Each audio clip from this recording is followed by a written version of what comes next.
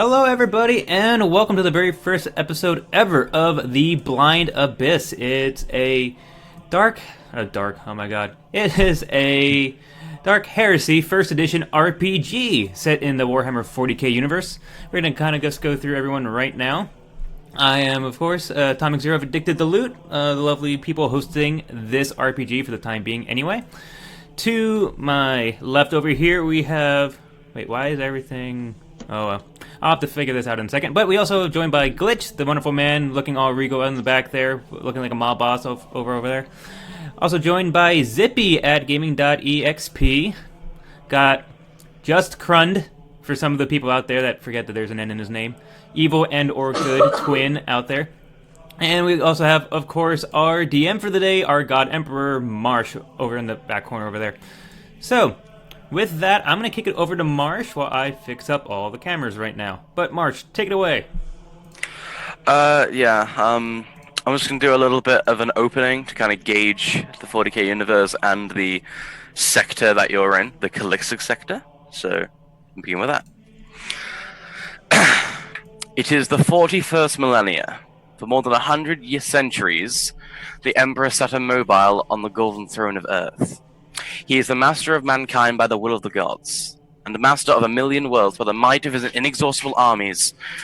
He's a rotting carcass, writhing invisibly with the power of the Dark Age technology. He is the Kharon Lord of the Imperium, for whom 1,000 souls are sacrificed every day so that he may never truly die. Yet, even in his deathless state, the Emperor continues his eternal vigilance. Mighty battle fleets cross the demon-infested miasma of the Warp, the only route between distant stars, their ways lit by the Astronomica, a psychic manifestation of the Emperor's will. Vast armies give battle in his name on uncounted worlds. Greatest among those soldiers are the Adeptus Astartes, the Space Marines. Bioengineered super warriors, their comrades in arms are Legion, the Imperial Guard, and countless planetary defense forces. The ever-vigilant Inquisition and tech priests of the Adeptus Mechanicus, to only name but a few. But for all their multitudes, they are barely enough to hold back the ever-present threat from aliens, heretics, mutants, and worse. To be a human in such times is to be one amongst untold billions. It is to live in the cruelest and most bloody regime imaginable. These are the tales from those times. Forget the power of technology and science, for so much has been forgotten, never to be relearned. Forget the promise of progress and understanding. For in the grim dark future, there is only war. There is no peace among the stars. Only an eternity of carnage and slaughter, and the laughter of thirsting gods. To the trailing edge of the galaxy, in the Segmentum Obscurus, the Calixtic sector, bordered by hazardous territories of the Fade Great Cloud, and to the spoonward of the Scarus sector. The rimward lies the contested and unregulated imperial frontiers of the Halo Stars, where human and Xenos mix in a quest for power and profit in the infamous Cronus Expanse. Conquered by Lord Militant Angevin Golgena for the Imperium of Mankind almost 2,000 standard Terran rotations ago, in Millennia 39, during what became known as the Angevin Crusade. The Calixtic sector contained many ravenous mutants, heretics, and Xenos. Their relentless onslaught caused the madness of the Lord Militant. The Crusade was then taking control of an ambitious and young man by the name of Lord General Drusus, one of Angevin's most capable generals, now revered as a patron saint of the Imperial Creed, revered almost as the God Emperor himself in this sector. He represents the fighting spirit and indomitable will. He is the most commonly associated by those who live and die by the sword, and presumably by the millions of young men and women who have been drafted into military service in both the Great Holy Margin Crusade into the Halo Stars and the Successionist War on the Spoonward Front. The branch of the Inquisition that watches the Calixtic sector is known as the Calixian Conclave. The Conclave Calixus, or the Ordo Calix, overseen by the elusive and mysterious Lord Inquisitor Caden, its High Council and Officio are based in the Tricorn Palace of the capital world of Scintilla. The Tricorn Palace is a dark an austere trio with 3 linked towers, the northern hives of at the northern point of Hive Syllabus, the planet's largest hive. Each tower of the palace is a home to each of the 3 respective orders: Xenos, Hereticus, and Malleus. There are 2 millennia. Sentinel has been home to thousands of unsung heroes and infamous treasonists.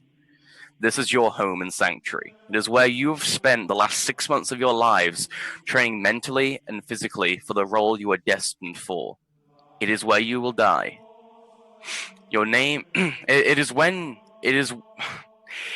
where, when you die, your name will be written in a book along with your fallen brethren, and once filled will be sealed with gold and lead. The book will then be sent to Terra to rest in the Sanctum Imperialis at the foot of the Emperor himself. This will happen, sooner or later. You will be written up and end up dead. So yeah, that's pretty much what the Click Sector is about. Any questions? No, You end up dead. Is there any rainbows in this game? Because that just sounds a lot of darkness. Well, maybe, one day. Oh boy. That is on my random event list, which I will roll on. Which I will roll on whenever you go to a planet for the first time. Something will happen. sunshine and rainbows. I know Yeah. you were saying we're all going to die, but I plan on living forever. Well, Yeah. you don't get into the Inquisition without having big aspirations. I mean, if the Emperor the can trend. do it. You can do it.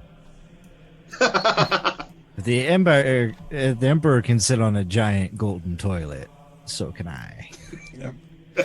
Aspirations. Life goals. And with that, Marsh, I think we're good to kick it officially off.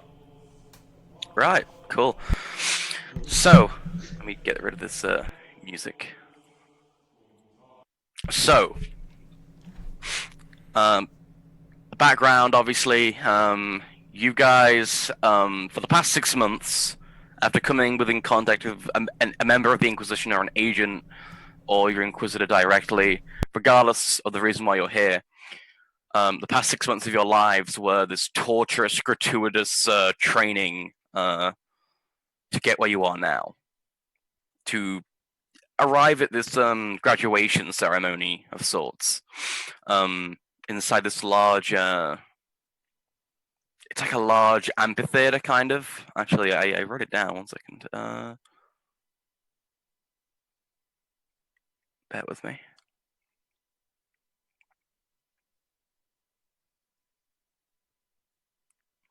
Okay.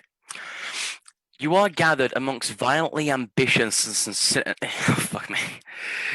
You are gathered amongst violently ambitious and sinister company, huddled tightly next to next to the men and women you have fought and confronted in order to stand where you are now.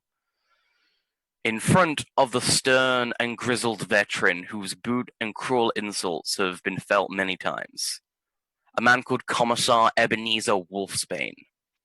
The man responsible for the honing of your skills and sleepless nights. Around him, withered husks who adorn tattered red robes, faces either obscured by ominous hoods or lack of bravery to do so. Psychers or not, you feel a mighty and omnipotent power about those hooded individuals. Turning your gaze around to the front, from the front, you see a variety of shapes and sizes of silhouettes, each one obscured by shadow. Only the faint glow of inquisitorial rosettes and sharp-pointed hats of witch hunters are visible.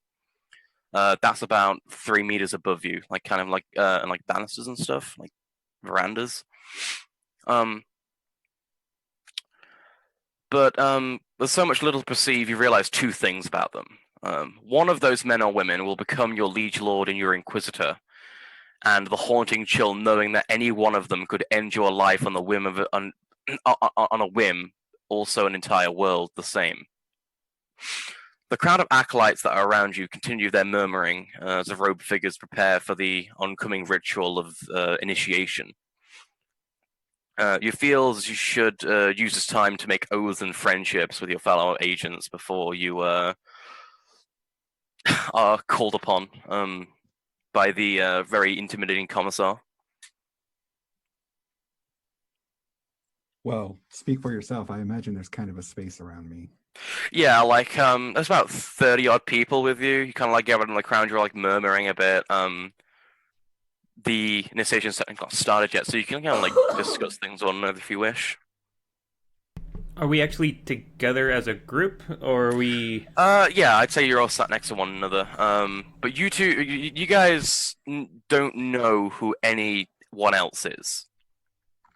You've seen each other. You have a rough idea who everyone is. You know everyone's class.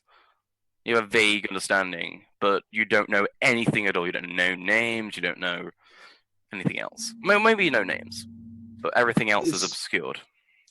Is Stronghold the biggest looking person here? Like, most physically imposing?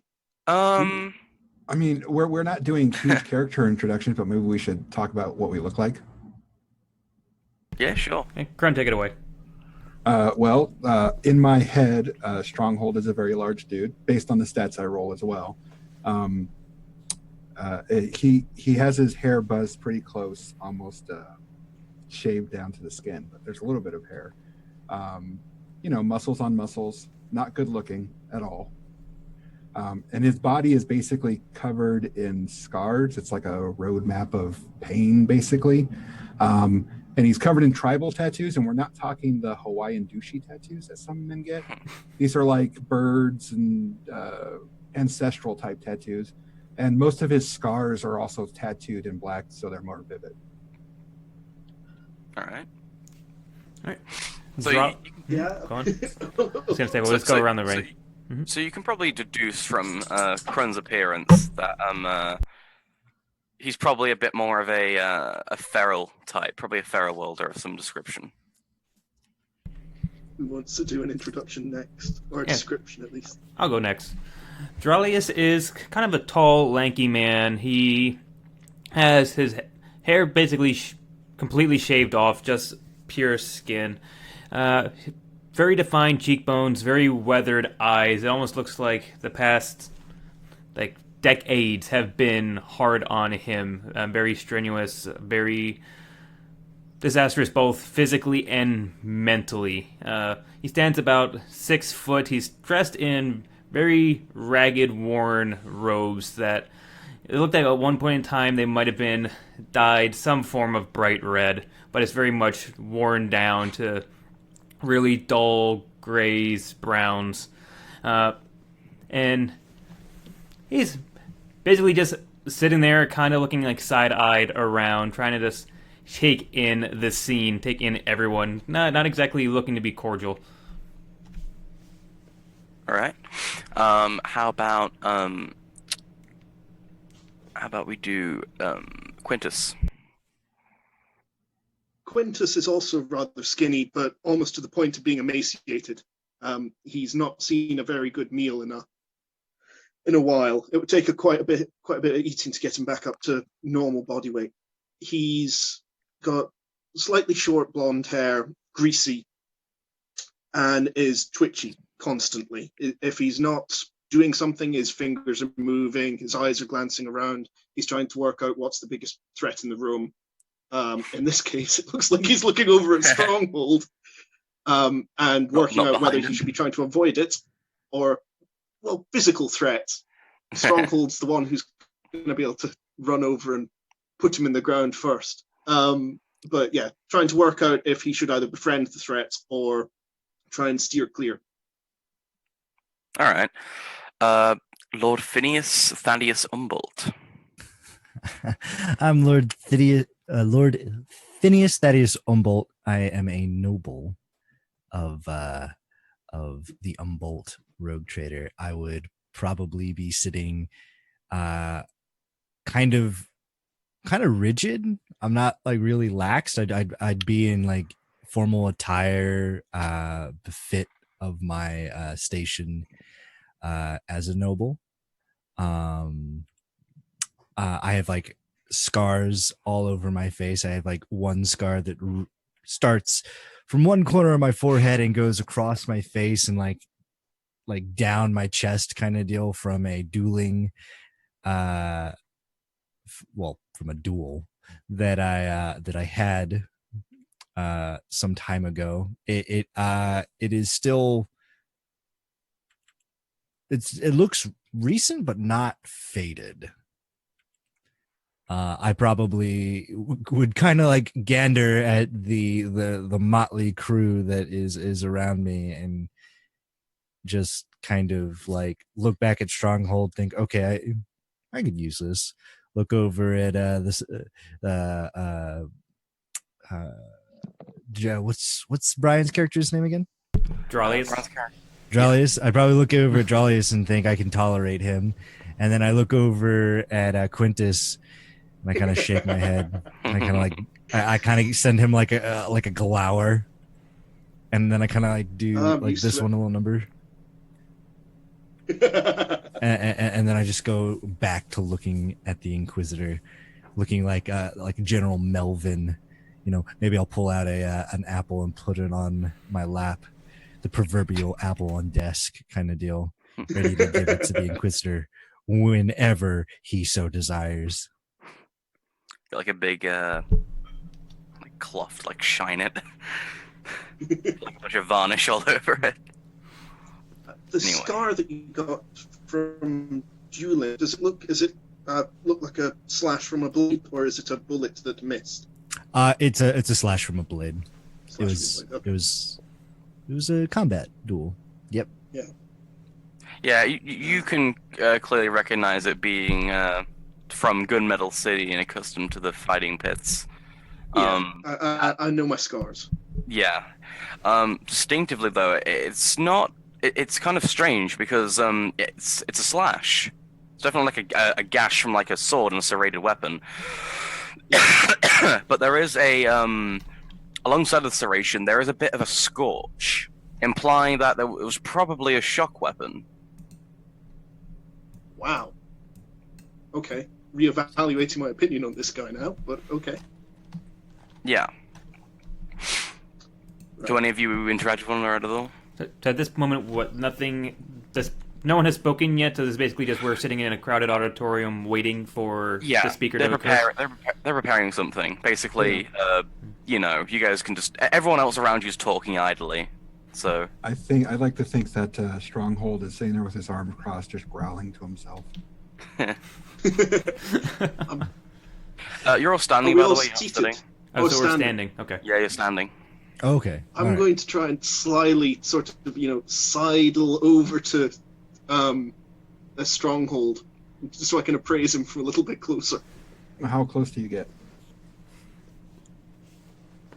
Outside of arm's reach, or what I judge to be arm's reach. I mean, you are like right next to one another, more or less. he switches places with somebody. so you're pretty close already. Yeah. It probably won't be the most subtle thing either. I don't really know the decorum for this place, so I'll be just sort of going, just moving people away and just sort of shifting further in. Yeah, you'll notice every time someone gets like a little too close, I just kind of hold out a hand and push them aside a little, just so there's a tiny space around me. Whoop. Yep. Oh boy. I'll try to stay outside of his bubble, but yeah, I've identified what I view to be the safest person to hide behind. I will do so. Just jump right behind him. Well, I'll be behind him too, but I'll be shooting from behind him. Just like popping out like underneath his armpit. So did you say anything to him, or did you just kind of? Just checking. Are we armed right now? No, you are not. Weapons? Right. That'd be a little that much. just changes how I'm going to I'm act. always armed. No, you're not. That's what you are. Yeah. Sure. You've got 2 guns on display. Yep. Ooh-ah. I ordered them up this morning. In that case, I'm going to be a lot more careful, but more twitchy if I don't have a sidearm with me. This will be the first time I've not had a sidearm in years. You probably have to go without during the 6 months. Oh, withdrawal symptoms. Yeah, definitely. Phineas will kind of sigh underneath his breath and say, "Can we just get this on already?" Like, I have important things to do. Important, means- noble things. For 6 months, I didn't kill anyone. That has to be a Oh. record. Ooh. He has like one of those AA tokens. Yeah. 6 months without an accident. So, did all of you just kind of like slide each other up and like Yeah, I examine think we're one just standing there another? silently if you want to All right. keep going. Okay. After a bit of time, I'm going to, make quite a clearly conscious decision and turn around and extend my hand to Stronghold. Nice to meet you. I'm Quintus. Just bites it off. Yeah, this Stronghold like gives him a level look, and he just goes, mm-hmm. And that's it. I'll keep my hand out. I'll keep my hand out and try and not look. I'm, You're very scared awkward right shitless now. right now. Yeah. It's just, Phineas like looks over at Quintus and says, "You better watch the out, boy. He looks hands are hungry." As the hands extend, it's just sort of twitching slightly still. It's just, I should have a gun in this hand. Yeah, you should have a gun in that hand, but it looks like if you don't remove your hand from his face, he might eat it. With that, I will drop my hand and just sidle back a little bit, You're a good boy. suitably chastised. Oh, Oh. we are going to have some fun together, I can tell. Huh? What'd you say?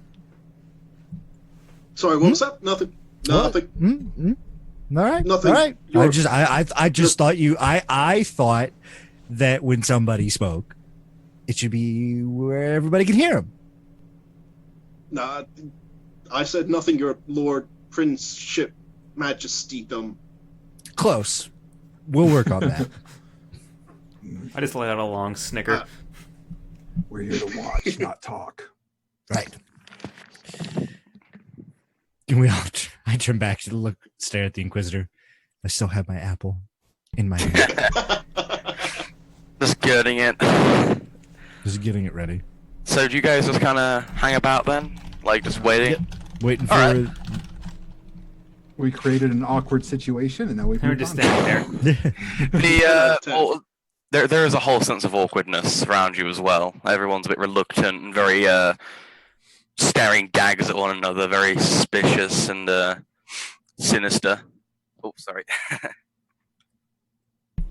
So, the crowd then dies down a little bit, going a bit quiet, as you see the Asian Hollow commissar. Now, this guy's been in control of your life for the past 6 months. His face is horrifically burned, scarred, both with actual wounds and age. His large, gothic, pointy hat, imbued with all kind of insignias and aquillas, as well as his trench coat, is very, very intimidating. As well as the pipe sticking in and out of his neck and head also add a bit of a odd, uncanny valley mystique to his face. As he then addresses the entire crowd. Most of you will be dead in a year. If you wish to survive the Inquisition, listen close. The holy orders of the Calixian Conclave were erected 2,000 years ago to defend the sector from heretics and Xenos. 'Tis made up of hundreds of stalwart inquisitors that stretch from the fertile and ripe Hazaroth subsector to the vaulted frontier of the Halo Stars. Almost every world has some kind of haven for agents like you. Then he kind of rambles on a little bit. As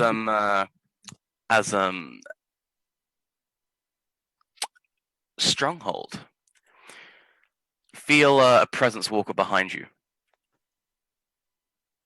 Okay. I mean, I'll be aware of it. I'll glance at it. He says, "You're in my spot." Oh no. I don't think I am. Are you fucking deaf? Move.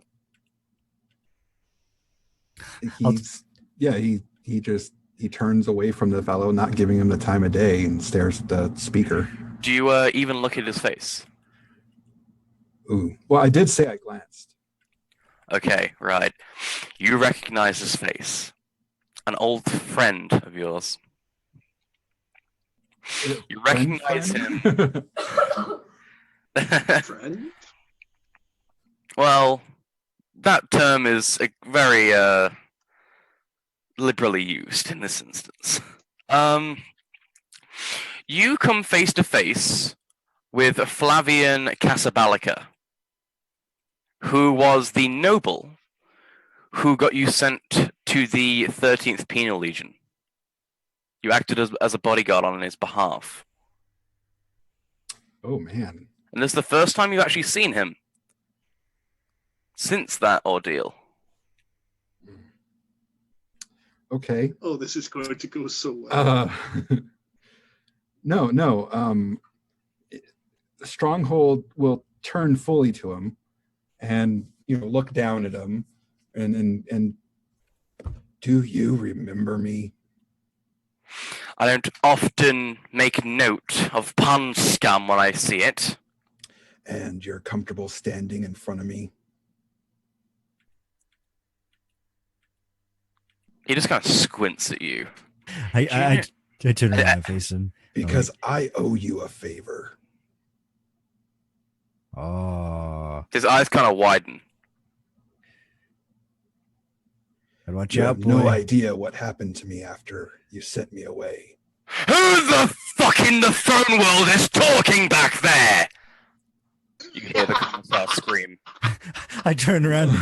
I point at the guy who's like bad mouthing. Yeah, Stronghold will grab the noble fellow by the shoulder and push him in front of him.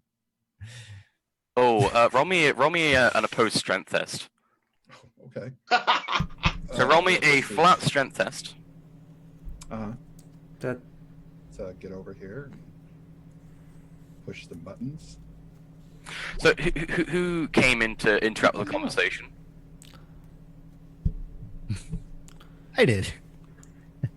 I turned around and I was like trying to egg on the situation. Like, ooh, you won't get beaten up. Okay, he appears to, as you try to push him forward, you can't quite get a hold on him as you kind of like leer a bit forward as you kind of throw your momentum about. And you see the Inquisitor coming dead set towards the three of you down from the stage. For those listening, he had about 6/10 of a degree of failure. He needed a 43. Yeah, very rolled a close, 40, not partial. About a partial failure. The opposed test actually rolled a 10, so pretty high. Yeah, he got at least a few degrees on you.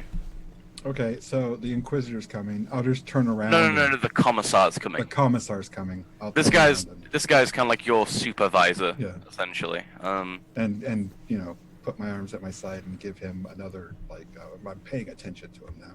Yeah. He then turns his attention. He surveys you all like a fine piece of art, but detestably so. Mm-hmm.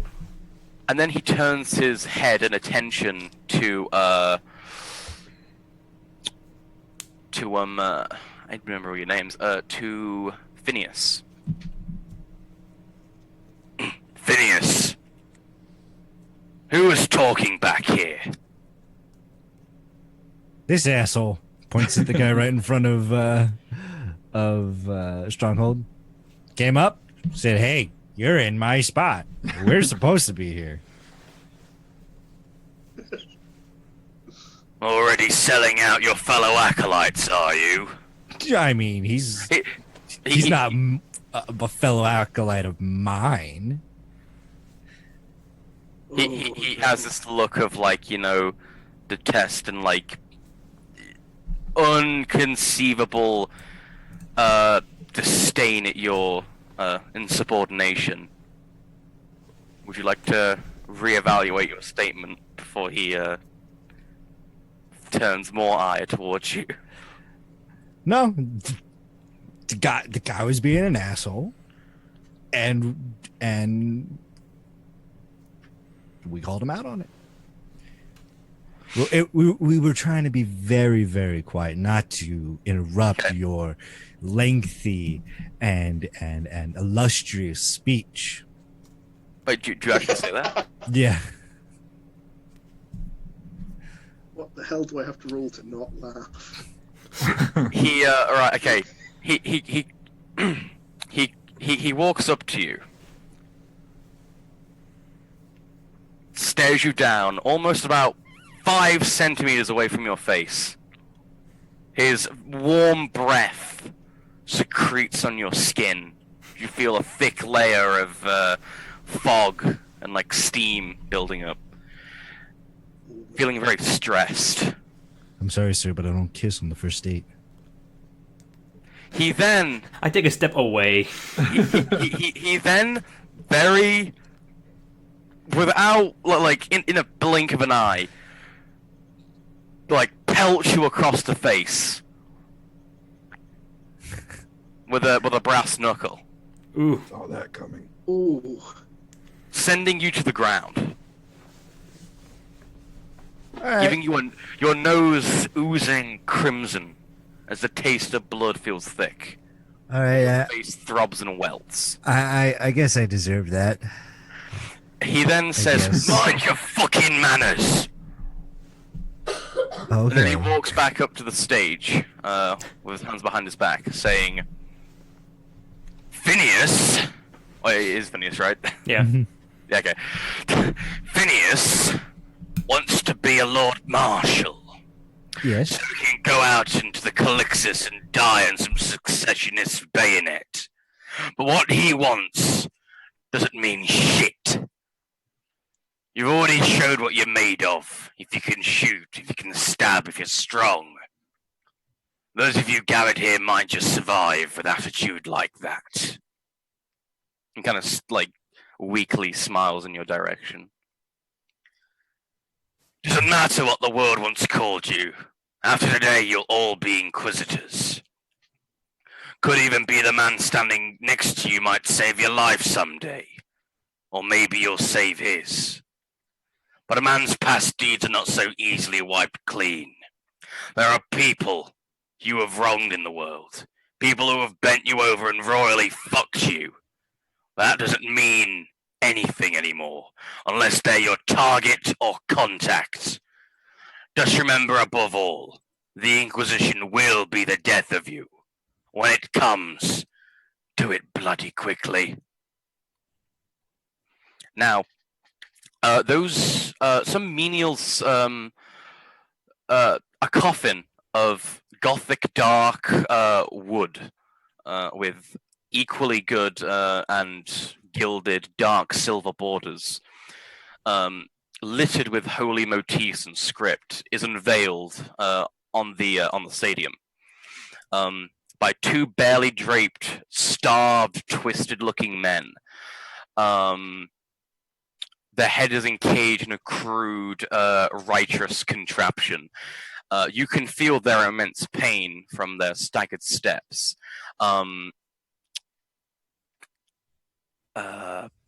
Dralius, you can easily sense that they are psychers, but they're clearly awaiting black ships due to the null cages they're wearing on their heads. They are waiting, or they were from? They're waiting to go to the black ships. Okay. They're wearing like these crude medieval torture devices on their head, which like stop their psychic powers. Yeah. Kind of a look of terror and pain quickly flashes over my eyes, almost like a memory was ripped out and like put back in my face. But I just maintain eye contact and say nothing. All right. They then unveil the coffin, and inside is a skeleton, whose patchy, discolored bone kind of looks like a pumice stone, like a grindstone. Like each bone is a different color and shade and like aging kind of manner, different variations of preservation. And it looks very, very old. Do any of you have like ecclesiarchy as a common skill? Oh yeah. Do you? No. Oh. If the question is, do you have this skill? The answer is no. Unless Okay. it is strength. Yeah. Okay, fair enough. You don't really know what it is. It just looks like a skeleton mishmash from like different bits of bone, but you can tell it's probably some kind of relic or something. Yeah. I mean, it's a dead person. I know that. It's not. It's not animated.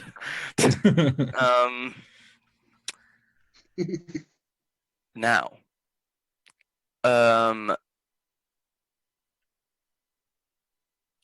you are then everyone is starting to be called up. How for some reason you guys find yourself being called up first. First, Thaddeus, you're called up with your sweltering, bloodied nose, freshly wiped, I presume. Yeah. I kind of wipe it clean and I go over to the guy who was pissing off Stronghold and I pat his back, smearing the blood down the back of his You, it looks just like I'm just giving him a pat on the back saying, yeah. good luck up there, man.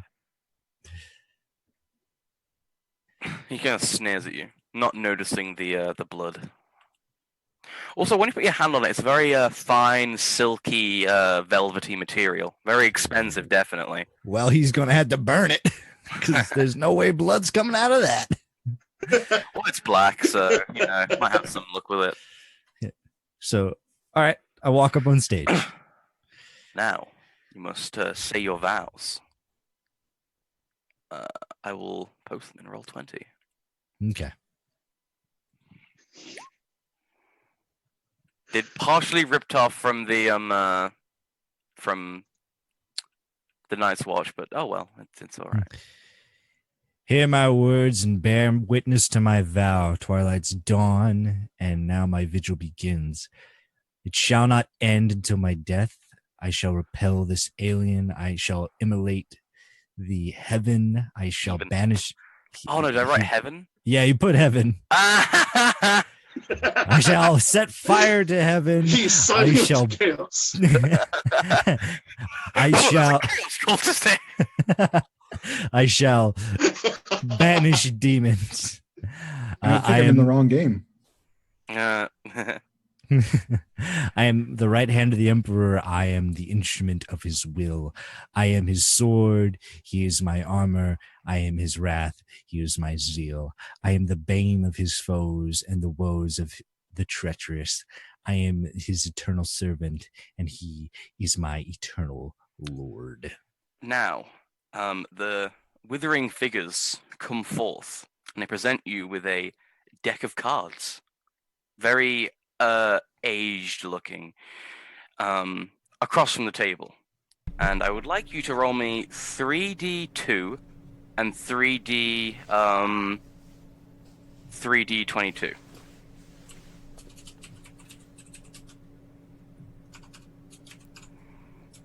So on the 3d2, 3 1s.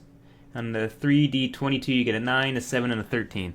Now this is a fan supplement. This is from the Empress Tarot, which is like it's basically the Tarot, but 40k.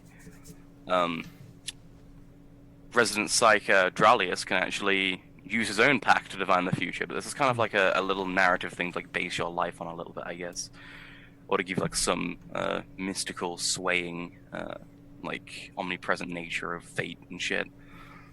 Nice and Lovecraftian. So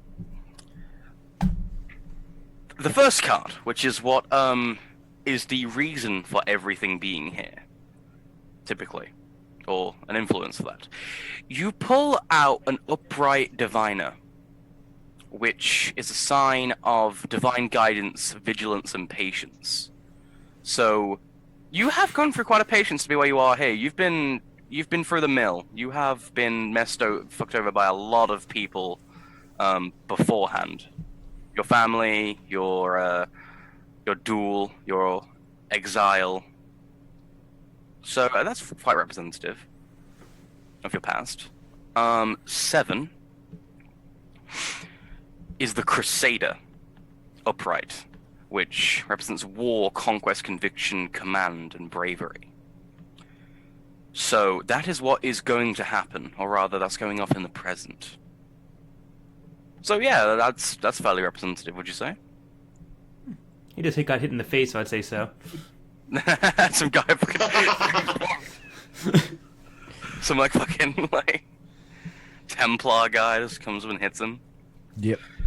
And the final card, which is the future, is the Reaper, which is a kind of Grim Reaper looking kind of figure on the card, like this. Well, yeah, it's a Grim Reaper, like a shrouded, hooded figure with a scythe. However, you did draw it upright. However, it means transformation, making change way for a new, or death. So things look optimistic, but your death is definitely ordained in the future. But everyone knows that. Oh boy. So some change will happen with you, according to the cards. Well, I think we figured out who's going to fall to chaos. Come to me, Lord Zinch. And the hooded, withered figures start chanting a phrase under their breath. And it's, duty ends in death. Duty ends in death. And those words resonate within you a lot. And you have your divination.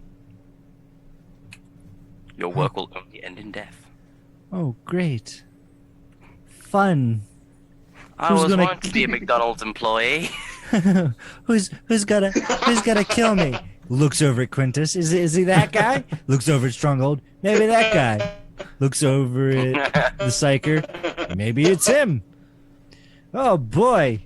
Hey, maybe the plot twist. It's me. Bum bum bum. So yeah. Quintus is currently terrified. He's Dralius, over to you are Stronghold called up and to the saying, stand. So I walk up to the stage. shit. What's supposed to be at emulate heaven? What's that supposed to be? Emulate the heathen. Heathen. That Sorry. makes far more sense. I apologize. Forgive me. So emulate the God Emperor himself. Alright, let's look at ideas. Let's slow down, guys. We can talk this through. So does Phineas stay up on stage, or does he walk off? Or, He walks off. Okay, so I walk up.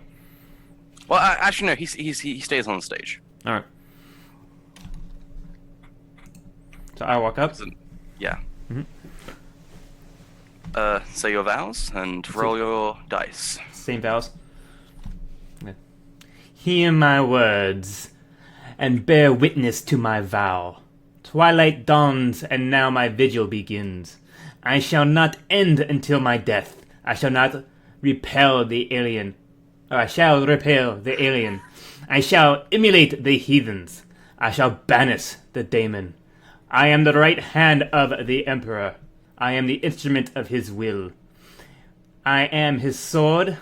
He is my armor. I am his wrath. I am his zeal. I am the bane of his foes, and the woes of the treachery. I am his eternal servant, and he my eternal lord. So there's one. Yeah, pretty close enough. Close enough. One. He is my treachery. treasury. Well. Oh well. Anyway, so 3d2. Yeah, roll the same things that he rolled. 3d2, and then. Ooh. So I got 2, 2, and 1 for those listening, and a 12, 2, and 12. So the 12. You you pull the first card, and it is a reverse Reaper. Upside down. Which means stagnation, immobility, and a narrow escape, and cheating death. Which could be representative of your past. You are quite lucky to not end up as a sacrifice to keep the Astronomica going. Mm-hmm. Considering your my abilities. Yeah. Your kindred spirit. Now, 2. You pull the Astropath. However, again, in reverse, which is a symbol of weakness, insecurity, and delay. So maybe your surroundings aren't quite as comforting as you thought they'd be. And for the future, you pulled an upright Reaper, which again, transformation will take place, and making way for the new, and almost certain death. So positive. Fucking grim lot, you guys. Don't blame us, blame the cards. It's in the heart of the cards. And the figures start chanting, "Sins hidden in the heart turn all to decay." Those words resonate with you and imbue you with some kind of unfound power. Stronghold, you are called up All right. Yep. alongside the two sparkling, dashing nobles and bourgeoisie who you've been so wronged by previously. I give a large breath just to kind of give him enough space to get on stage. Thumps his way up. And I'm assuming you want the vow. Yeah. Okay. I mean, it's optional, you don't have to, but it's kind I'll of do it. Hear my words and bear witness to my vow. Twilight dawns, and now my vigil begins. It shall not end until my death. I shall repel the alien. I shall immolate the heathen. I shall banish the demon. I am the right hand of my emperor. I am the instrument of his will. I am his sword as he is my armor. I am his wrath and he is my zeal. I am the bane of his foes and the woes of the treacherous. I am his eternal servant and he my eternal lord. pretty good. Roll with the same thing they did, please. I wonder if we'll get a guy who won't be visited by the Reaper again. You got 2 Reapers in a row. Quintus has just frantically memorized the vow because he didn't realize he had to memorize the whole. So 1 reverse, Ooh. 2 upright. Ooh. Now, the first one you drew, which is a reverse martyr. You see a picture of a human body being broken by some kind of vague silhouettes of heretics.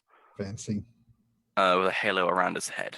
However, it is in reverse, keep in mind, which represents unwillingness to make an effort, useless sacrifice, and selfishness. Would that play into your past at all, would you think?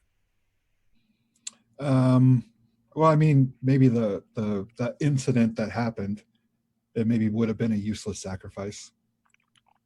Fair enough. The Mara thing. Mara? Yeah.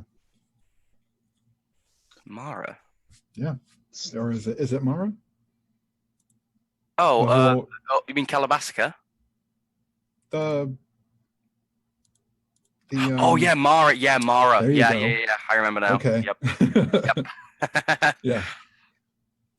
So, you then manage to pull, in the middle, an upright golden throne. You see the picture of the Emperor sitting down, withering away. Upright, so it represents splendor, brilliance, and majesty. That is to come now. That is in the present. That will be earned. Maybe your ancestors looking down upon you will have something to be proud of. More so than they do now. That kind of fills you with hey, that's pretty good. Yeah.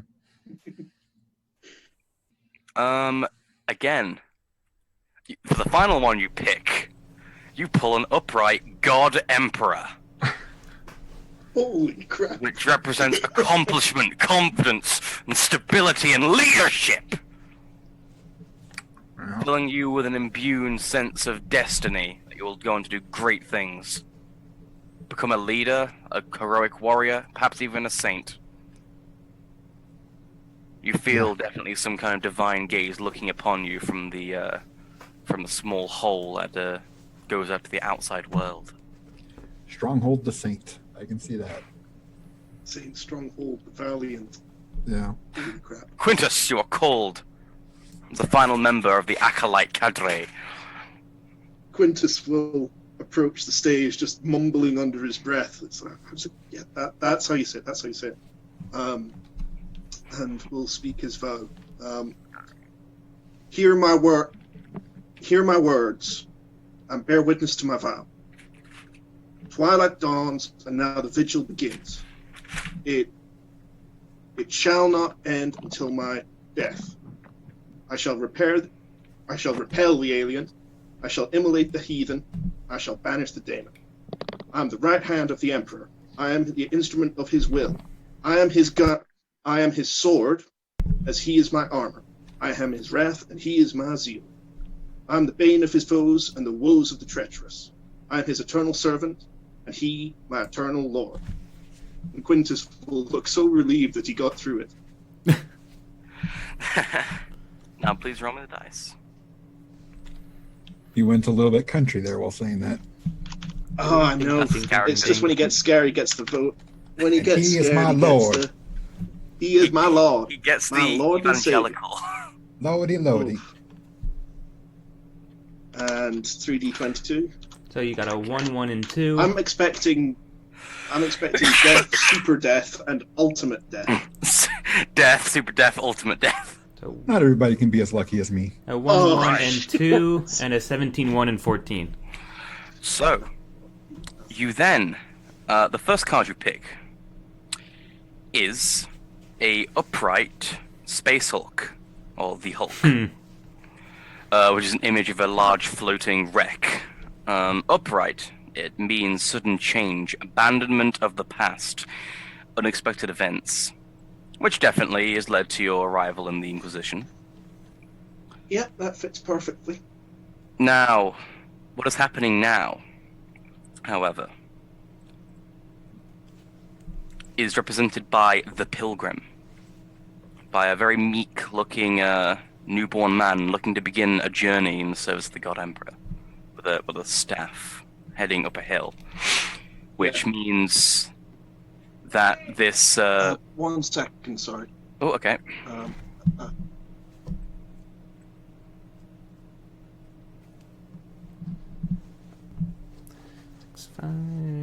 Yeah, we're getting close to the time. He actually does have to jump off for 10 or 15 minutes. I'm not sure if it's right now or not. But we can continue. Your sound died. Oh, was I on mute? I might have been on mute. There you go. But, alright. If we want, we can just move forward with reading his cards and we can fill him in later. Yeah, sure. So he got a Pilgrim for the present, which means that he's beginning anew. He's open to a lot more possibilities and perhaps more piety. However, his future is read as the Martyr. However, again, in reverse, meaning that some selfishness of Quintus Cal will take place, and he'll be unwilling to make an effort and not sacrifice himself or put others at risk due to that. Possibly, Sounds about right. possibly giving you others reason to have some kind of catalyst to your cards that you preceded for the future. Worryingly so. The commissar then comes by you. Oh no, sorry. A small-looking cleric, kind of shriveled and like old and decrepit, kind of comes up to you, says blessings over you, pours like a bit of holy water on you, does like a sign of the Aquila on your forehead, as a service skull comes over and dumps a bunch of wax onto your ceremonial shoulder pads, and then he puts a writ down, then dumps the wax, and then impressions it with a press, leaving a symbol of the Inquisition. And You are then immediately dismissed. And you walk off stage. And you see a little servitor. And he greets you. And then he takes you to your quarters. After going down the long, flowing, towering corridors filled with stained glass windows of saints, symbols of the Inquisition, and statues of memorable heroes and accompaniments, menials and adepts running along in inquisitorial and ministratum robes, carrying files and archived books. Some Imperial stormtroopers actually go by you, thudding in heavy boots. As you make your way to your quarters. You arrive at your quarters, and you see a very large room, roughly around 5 to 10 meters in diameter, in a circle. And in the center, you see, on the floor, there's a nice, deep red rug kind of going across the room with gold gilding edges, stained glass windows of Saint Drusus. You know who he is. You told me at the beginning, the guy who conquered the place that you're in. Along with several other saintly-looking figures, but none of you are astute enough to know who they are in the Imperial Creed. Fine table, dark, iron-edged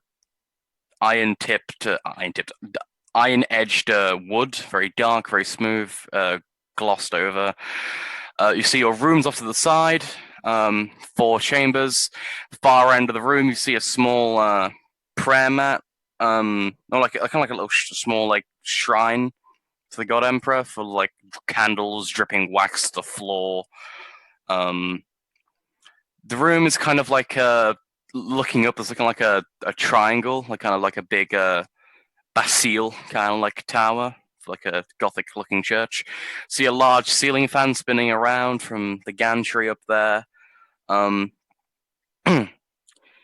And you see a very mean-looking figure greet you.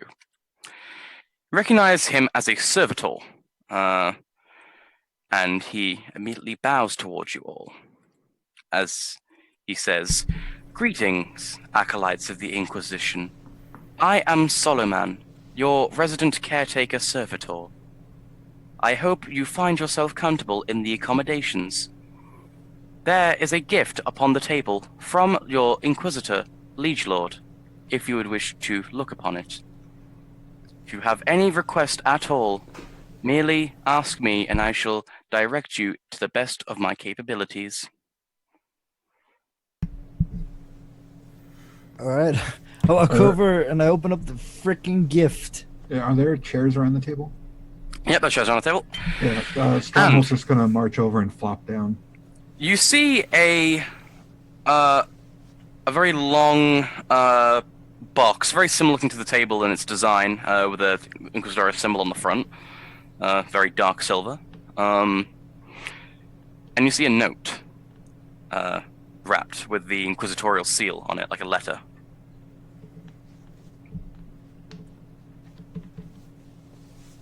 Right. Well. The literate person in the party, please read it. Oh, you want me to read it? Okay. Fucking shakes it. Oh, is there a tenner in there? Is there a tenner in there? Yeah. Fuck And you, there must grandmother. be. Not giving me £5 note in my Christmas card. I rip open the envelope and I unfold the. And read aloud. Dear acolytes, welcome to your new home and sanctuary. I hope you can appreciate the accommodations and your welcoming gift. And is anyone unboxing the gift? Don't unbox the gift. It may be a bomb. I'm already halfway through unboxing. It's free stuff. All right. Okay, you open it up and you see this shining silver hammer.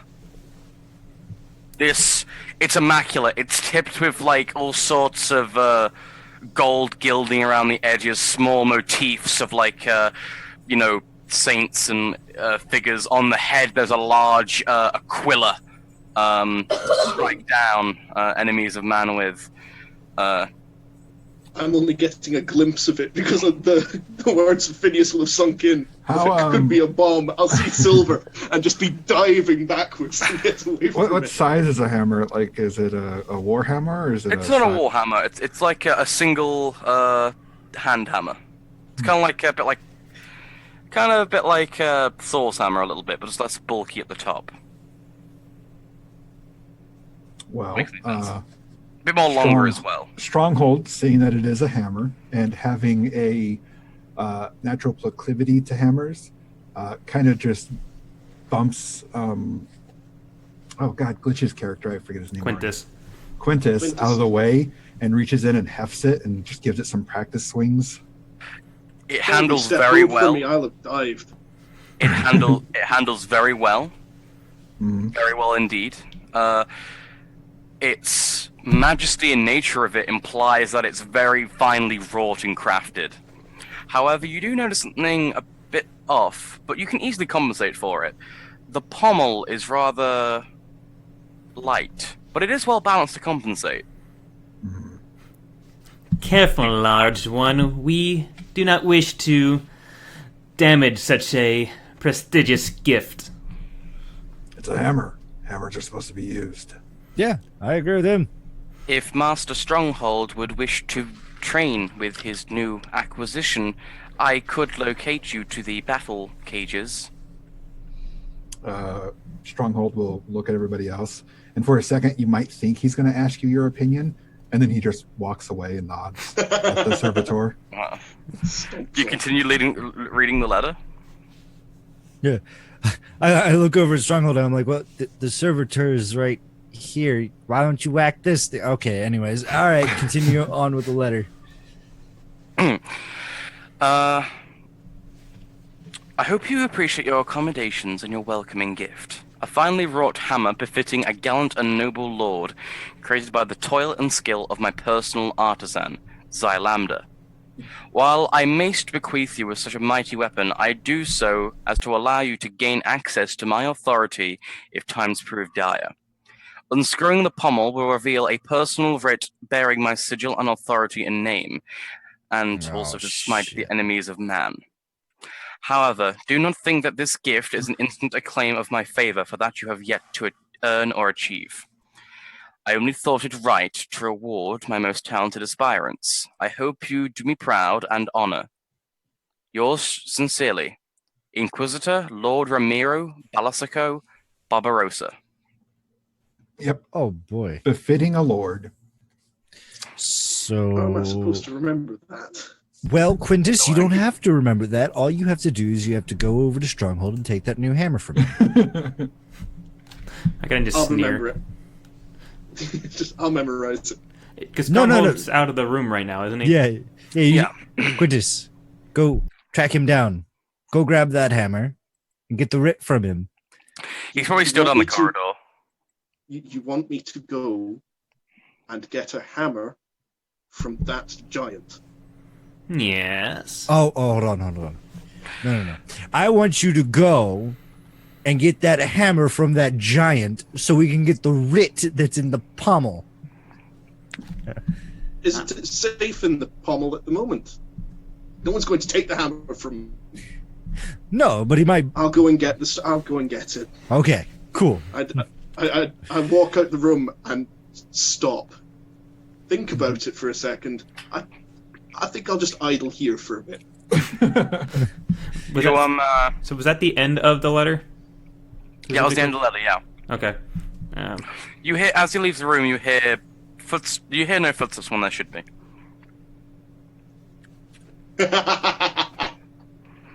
Just try and start walking in place when it's really obvious I'm not moving. Well, you could roll me awareness tests plus 10 to hear him out. Awareness plus 10? Okay. Mm-hmm. Was that for anyone still in the room? Well, actually, are you rolling stealth at all? Are you actually actively trying to... No. Okay, you have to roll. You actively hear him, not... I stick my head out the door and I look over at Quintus and be like, I have the authority. I'm just psyching myself up. I have it under I'm good just authority. psyching myself up for it. You really? Okay. Well, here is a little bit of inspiration. I pull out my shotgun and I point it at him. Oh, Go. Just keep walking. Where's my? No. Take the shotgun. This is. I take the shotgun gingerly. Does that make you feel a little bit better? Yeah, a little bit. I'll go and speak with Stronghold. Go speak with Stronghold. I close the door and I go up to Dralius and I get in real close and I whisper, "I didn't load that." Yeah. Even more pleasing for when that large mammoth sees him wielding a shotgun. I think the hammer shall be mightier than the shotgun in this situation. Oh, I'm planning on it. But If only we could be there to watch it. We could. Servitor, can you record video? I am capable of that function. Could you go follow Quintus, and if anything happens, could you catch it on video? Yes, Master Umbolt. Okay, good. Right, now back to business. You two actually kind of can tell that you have the astute social graces of the ruling class. Yeah. So I sense by your general wear and demeanor that you are a noble. Great, I the flirting too is going to start. am a noble. As much as I would love to inhibit that title, I unfortunately am only a member of a lower house. You see where I hail. My family is prosperous. My family has a world-renowned business. However, I do not share noble blood. However, I pull out a scroll. I unroll it. Have my pedigree. Just whip it. I come from a long line of Umbolt. Would I know that name specifically? Do you have any laws pertaining to that? I have some common lore, imperial, common lore. Imperial. Yeah, give me an imperial at a. What should I give you it at?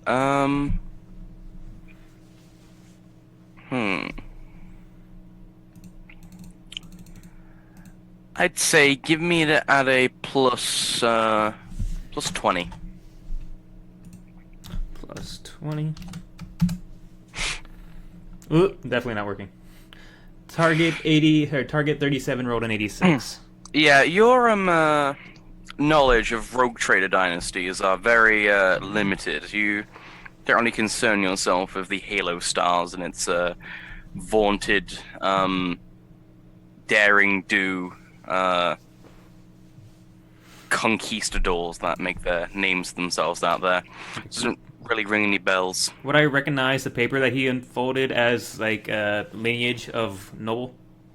It looks very official. Looks very, hey, yeah, pretty certified. There's a writ of his family, a seal. So I glance down at it, give it kind of like a really sparse look over.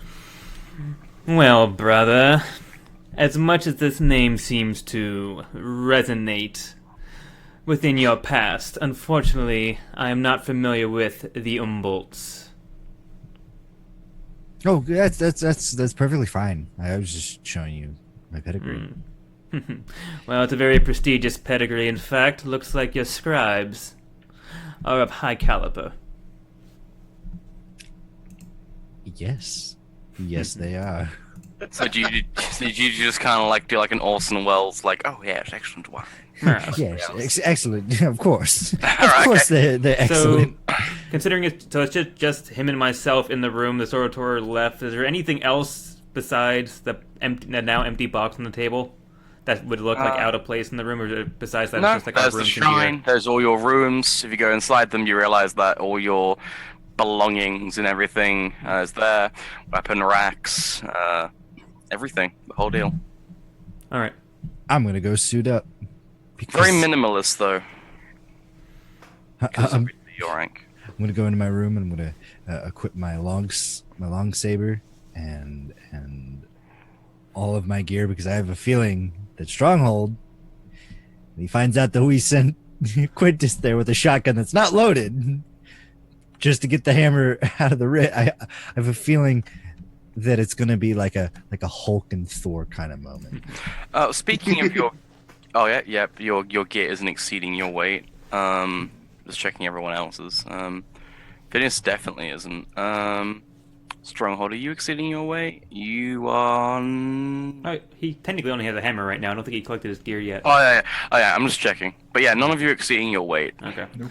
So as he's doing that, I'm just going to go over and study the letter to make sure that there isn't anything that was left unread or anything else. No, it's pretty legit. You can scrutinize it if you wish. Nah, at this point, I would probably just take the letter at its word. I'm basically just patiently waiting for the servitor to come back to ask him a few more questions. So I'm just going to be kind of lounging about the table. Is there like food and wine, or is it just basically a plain table?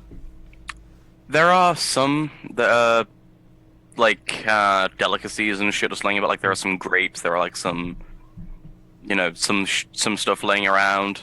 Okay. So with that, I'm just basically going to be taking a comfy seat around the table, kind of somewhere where I can see all the doors in terms of the entrances into the room. And I'm just going to be kind of grazing as I have a keen eye on all the doors. There are like a bunch of like cupboards and shelves and everywhere for like to store like stuff. All right. Like there is like a food cupboard with like cheese wheels and other unprepared or prepared food. Mostly unprepared, so you can just like kind of eat it straight up. You probably get food delivered to you, or you get to the mess hall, regardless. But yeah, you learn that he's a seventh born from that paper. I think you are a seventh born, right? Fourth born. Fourth born. Not like a fourth born, something to prove. So, going back to the two less socially acquainted characters, Stronghold and Quintus, you catch up to Stronghold, who is marching through the corridors. Before we get there, as we back shotgun and check, it doesn't go into a firefight not knowing what the gun is.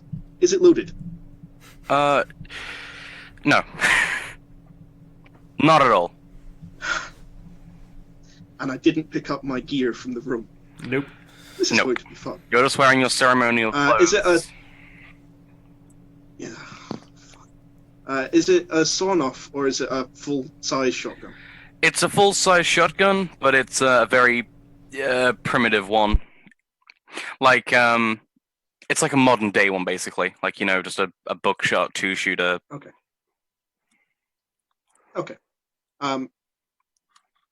In that case, I'm going to run down the corridor towards. Do I know which way Stronghold went? Yeah, I'd say you could catch him fairly quickly. Not much time passed. You do hear a very like you hear like the servitor walking behind you. He's kind of trickling along, and he's kind of like shouting after you, like Master Cal, Master Cal. Yeah. Yes. Acknowledge. Looking at the strange robot. What do you guys want the server to do again? Yes. We wanted him specifically to follow him and record if any event or any commotion occurs. Like if Stronghold just cartoon hammers him through the floor. Yeah, he then says to Quintus, I have been instructed by your cadre of acolytes to optically record and take a archived footage of a destined event that they presume is to be a violent one between you and Master Stronghold. Indeed. Please proceed forth so I may resume my recording. This is going on Inquisition Tube. Keeping the shotgun cracked open, I'm going to. Can I hand it to the servitor? Does it have free hands? Yes.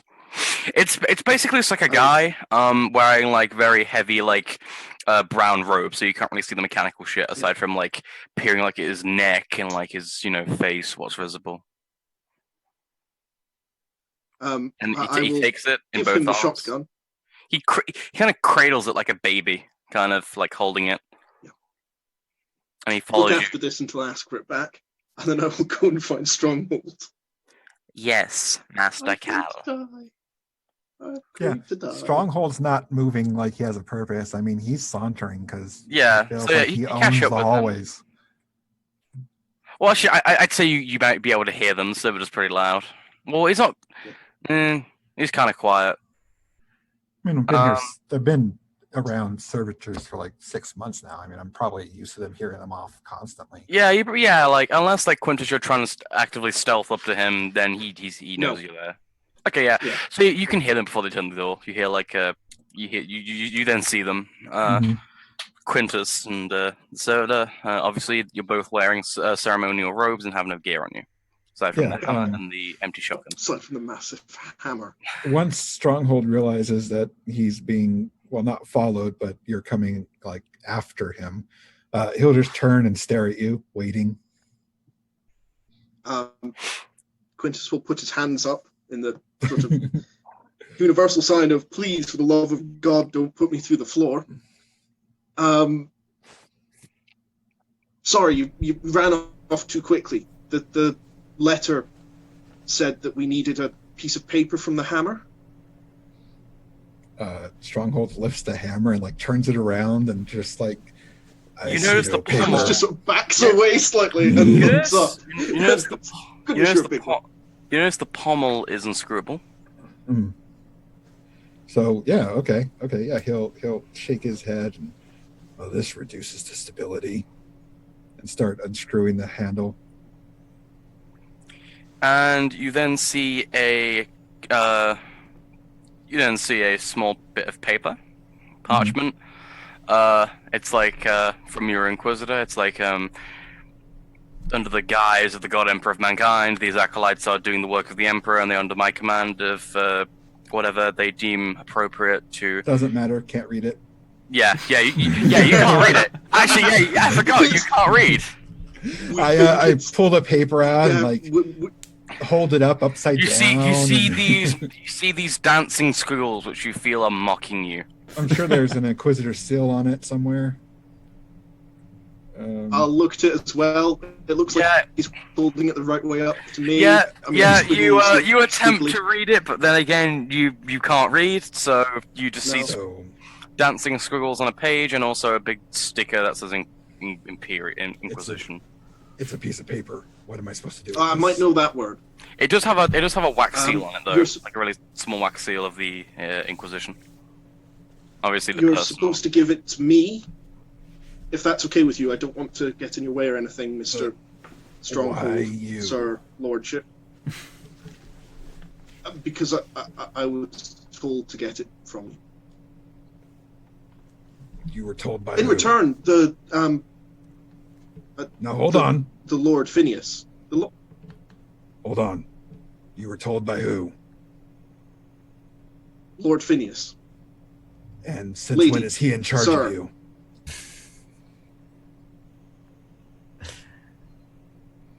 He said jump, and I said how high. Is this going to be a regular thing with you? No.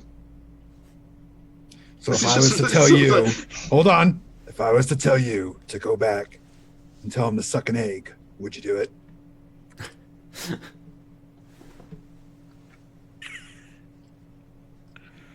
You do have an intimidate. You cut out. What was your reply? Before I'd happily let you do it.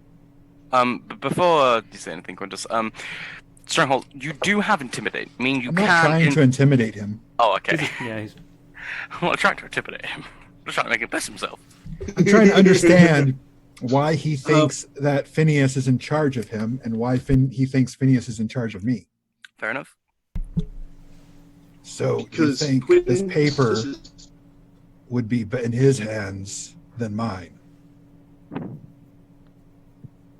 Whose hands look stronger No, to you? You see his I big just think fucking that- meaty mitts.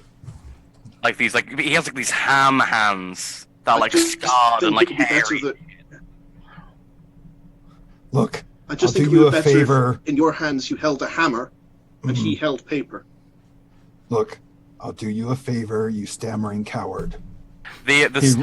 Before you can say a word, the servitor then says, "My masters, I think it prudent to mention that the writ is located inside the pommel, which contains a lead coating to avoid detection from X-rays and auspex, and can be used upon an instance that would require stealth and subterfuge to subvert the will of the authorities that pester you." That's a lot of words you spit in there. I think I probably got about half of that as it The understood. paper cannot be found within It's inside the hidden. pommel. Yeah, it's hidden. So you're The suggesting Inquisitor stay away well, in from that intended case, why aren't for we- the writ to be hidden inside aren't we- the pommel. Okay, Metal Man. He re-rolls the paper up and sticks it in the pommel and screws it back up, and he grabs Quintus by the shoulder and drags him along back to the room. Yeah, Right, yep. I'll go. And As the then servant when just Strong- marching behind with a shotgun. Yeah. And Yeah, when sure. Stronghold gets in the room, he'll look to Phineas and he'll be like, "So I hear you think you're in charge of me." Oh no! I just wanted the paper out of the hammer. I wanted to see what it said. According to the metal dude, it's a writ. Yeah. Yeah. What's on the writ? Do you show him? No idea. What? He'll, if you ask nicely, I may share it with you. My dear Stronghold, would you? Okay, that's too nicely. You got to stop. And he'll unscrew it and hand you the paper. Okay. You're going to embarrass both of us. All right. Also, we need to talk about Quintus. He's a coward. Quintus is Oh. in the room. looks No, over I'm at not. Quintus. I you dragged know? you along. Did you want to contest my grabbing you by the shoulder and dragging you? Yeah, I assumed you just went with it. Are you? Did you want to like kind of fight that or? With the, I'm not arguing with any of this so far. The only way I'm arguing about is I'm a coward, as you're holding by the shoulder, and I'm sort of trying to slide into the floor. He's not a coward, but we should put him to a test. He looks over at the window, and then looks back at Quintus, and over at the window, then at Stronghold. Stronghold, I'm not in charge of you, but I'm suggesting that if we really want to put some hair on this boy's chest, we hold him out the window, upside down, and see how long he lasts. Is this a window facing like an inside corridor or Hey, something? hey, or just hey, like hey, the hey, outside of a Hold station? on. You are kind of like on the edge of a corner, and like you're kind of like this little Bastille kind of tower thing. Okay. And the stained glass windows do indeed retract open. Looking down, you're about 3 to 4 stories up. The Stronghold will, hand you the writ, and then as he steps back, he'll look at Quintus and shake his head and be like, "Lord Phineas, just like every other noble, you're an asshole." And then he'll turn and reach. He'll point out that the writ has to go back in the hammer when you're done with it, and he leaves it on the table, and then he walks over and sits back at the table. Okay. Well, I guess we should read what this writ says. Oh. Kill everyone in this room. I'm just kidding. And I read the writ. Yeah, it says by order of the Inquisition, I, Inquisitor Lord Ramiro Balasico Barbarossa, enable these acolytes to use my unwavering authority if they believe that it advances their authority to stop inadequacy and incompetence, to stop such noble and holy work that the Inquisition provides. this is to be recognized as the full authority as it would be myself, and any reluctance to do so will be met with excommunicate traitoris, which means branded a heretic. So, in general terms, we can do almost whatever we want, as long as we show the proper authorities this writ saying that we can enact the Inquisitor's will, as long as we deem it necessary, and if they do not comply, we can brand them as a heretic. And we all know what we do with heretics. I just give a nod. Wait, no, burn them.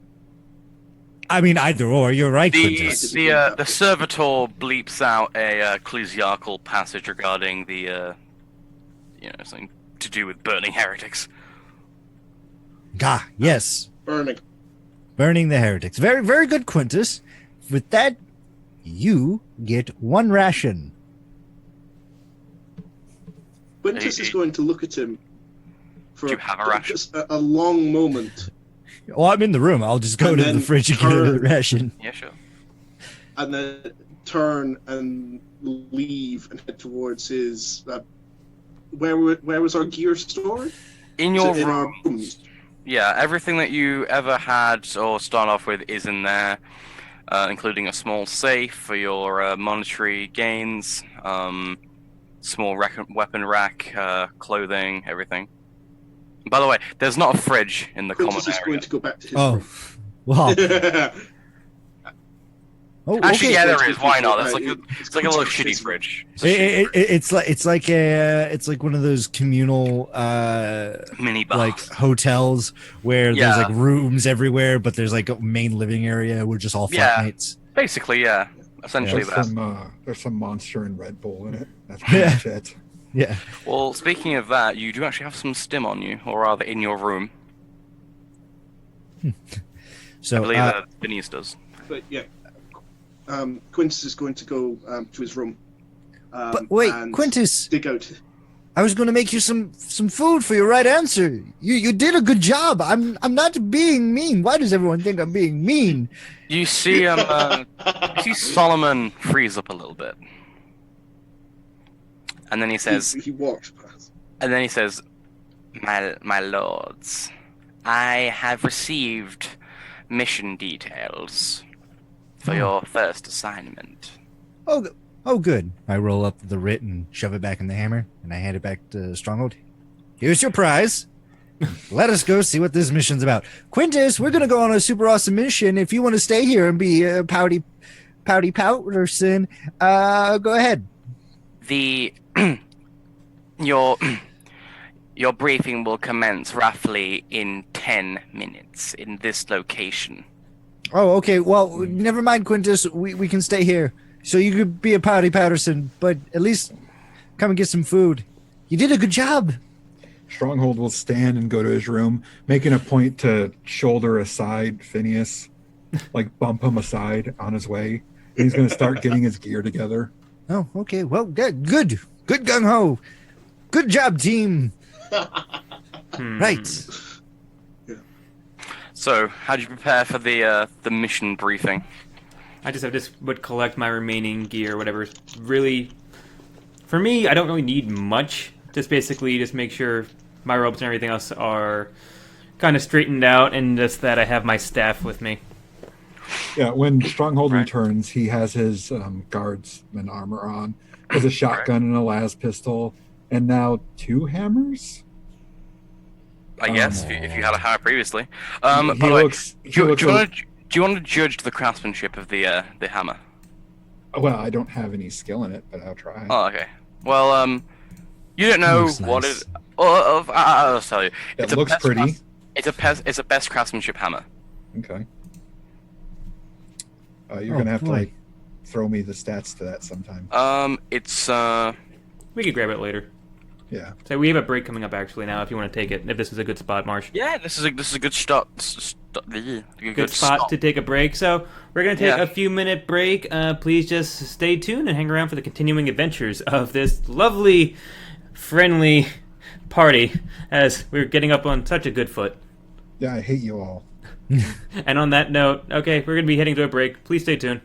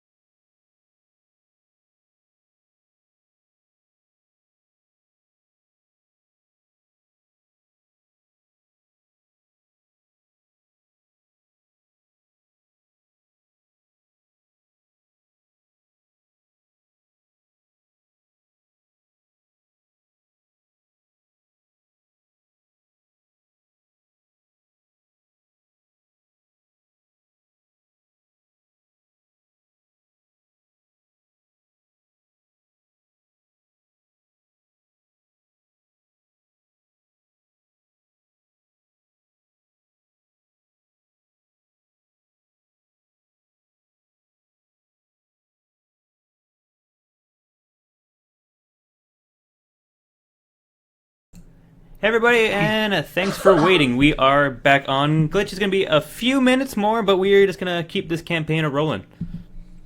Right. So, did any of you do anything until the briefing begins? I suddenly become Stronghold. I'm not sure why the cams. I don't know either. It's I set them once, and every time I look away, it decides to reshift them. It's the weirdest thing. But I'll have to just play around with OBS. So, sorry everyone. I hope this, at least the technical difficulties are at least amusing. But with that, Marsh, continue. Yeah. Alright, Stronghold. Your best craftsmanship hammer does plus 10 to hit and plus 1 damage. So put plus 10 weapon skill, plus 1 to your actual damage. But yeah, do you take any special precautions preparing for the guy, or nah? Nope, I just collect my gear and I'm just waiting at the table with my staff in hand. Kind of still grazing on whatever's left on the table. I'm cooking everyone a wonderful lunch. It is going to be 2 Xeno steaks and some alcohol to wash it down. We're going to saute some greenscreens because that's the closest thing I can find. You sound like you're golfing. Anyway.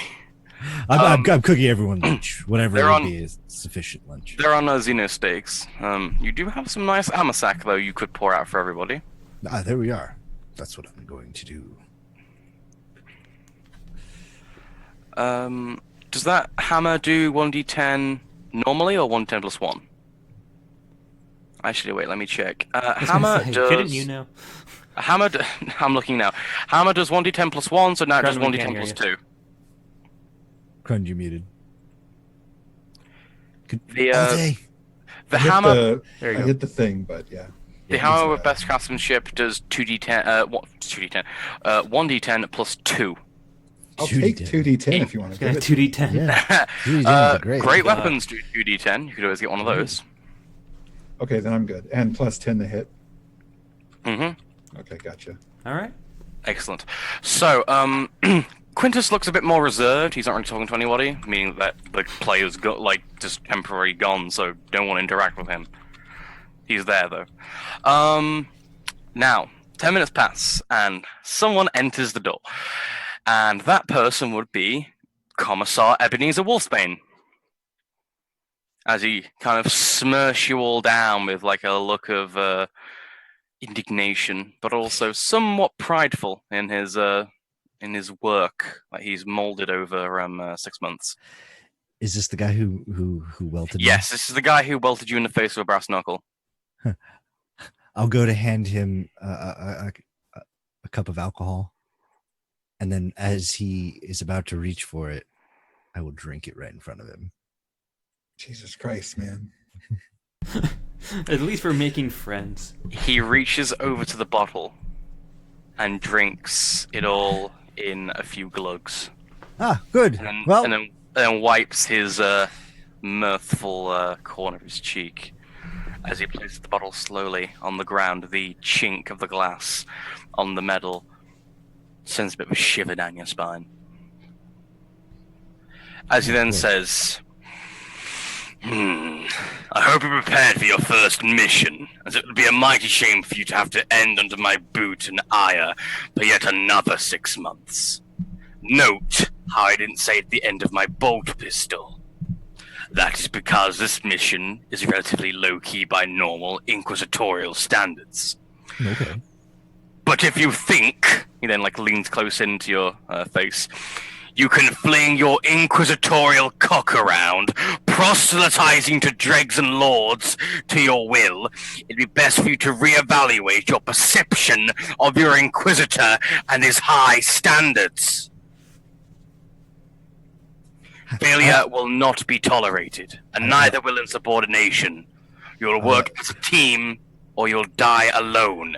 I wipe the spittle off my face and be like, okay, all right, I get it. Don't swing our cock around, even though we have a writ that says we can. Okay. He then goes behind you, then dashes your head on the fucking countertop. All right, I deserve that. That's something I deserve. Bloodying your nose yet again of a violent crimson. Message received. Grabbing the tuft of your hair by the back and saying, "Listen, boy, if you think that bit of paper you have proving that you're an incestuous offspring hellspawn, guess again." Jeez. I mean, okay, I understand. Wow. Message received. Crystal clear. I hope it is. It's like it's transparent. It's like, the glass is, Windexed or cleaned really, really Do you well. want your tongue cut out as well? I actually like my tongue. So do the ladies. I recommend you stop waving it around like a damn spear. Sharp words can end you in much trouble in my presence. You know this all too well. Right. Yep. Brass knuckle to the face. Got it this time. Counter to the face. Got it the second time. Good on you. He kind of stares at you mirthfully, like a seething hatred. He then says, "Now, with that out of the way, you'll be heading to a feudal world by the name of Akridge in the Josian Reach. A planet torn by civil war amongst the feuding lords and ladies of the realm. This war, however, is of the noble houses all attempting to outdo each other for the blessing of the Imperium and the title of planetary governor. This has led to the planet to be held to a higher economical standard, and thus its tithe grade has been increased. With this amount of money and favor being passed around so freely, it has led to many off-worlders arriving to offer themselves as mercenaries or to sell military-grade equipment and defensives to the technologically inferior natives. These arrive from a starport off the coast named Emperor's Island. There would be a sufficient staging point for the mission, as there is an astropath by the name of Teague, who is the sole individual who will know of your presence there. If you require the judgment of your betters, you can contact him, although do it bloody sparingly and have a damn good reason that doesn't portray your presence as agents. Now, the actual reason you are here. There is a large fortified city closest to the starport. It's experienced horrific unexplained murders. There are well over 37 accounts of this happening within the last year. The projected amount by the time you arrive should be close to 100. The details of these events typically go along the lines of a scream being heard, a struggle, and by the time the witnesses arrive, there's a splatter of blood and a few teeth on the ground. No bodies have been found, and no one claims any responsibility. It should be noted that the Administratum Regent, or at least recognized, is a man called Prince Orkan, who has publicly declared that he believes it to be the work of infiltrated terrorists from his rival, Baroness Valatrish. There's also a possibility that it has been perpetrated by off-worlders or even local death cults. This is what the patterns seem to indicate. You are to go to the city of Olrankan and find the origin of these killings and eliminate all involved and recover significant amounts of evidence and proof related to the astropath and then destroy it. Once completed, you will report to the astropath yet again and await further instructions. If new events arise, don't go throwing your head on someone's sword. Once you leave here, you'll go to a safe house and be on your own. Be smart and don't bugger it up. Any questions? I'm afraid to ask because I don't want to be slammed into any more countertops. What about you, Stronghold? Just point me in the direction I'm supposed to go. All right. Drelius? Just out of character real quick. So he was saying that the main purpose was just to find evidence and then basically leave once we figure out who's behind it.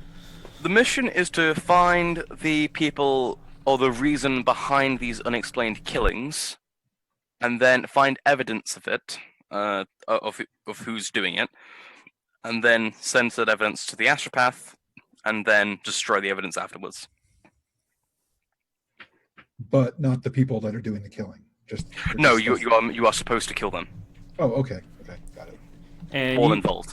And as part of that, you said that there is 2 specific leads that they think that it's either the enemy of Prince Orcam or one of these off-worlders, correct? I think that's what you're saying. Yeah. The theories are that Prince Orcan, Prince Orcan has basically said it's probably probably like people being sent by his rival to basically spur up chaos and. I'm assuming Prince Orcam is a person like in charge of the city, or the overseer of the city. Yes, he is. Okay.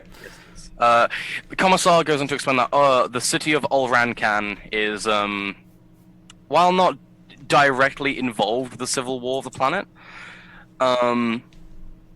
he is trying to maintain a degree of independence from that whole event. However, someone called Baroness Valatrish has deemed him a heretic and attempted to invade Ulrancan. But because Ulrancan is closest to the starport, it receives most of the off-world technology, and so he shows you an image of the place, and it looks just like this. It is essentially a giant medieval castle with modern, imperial age technology.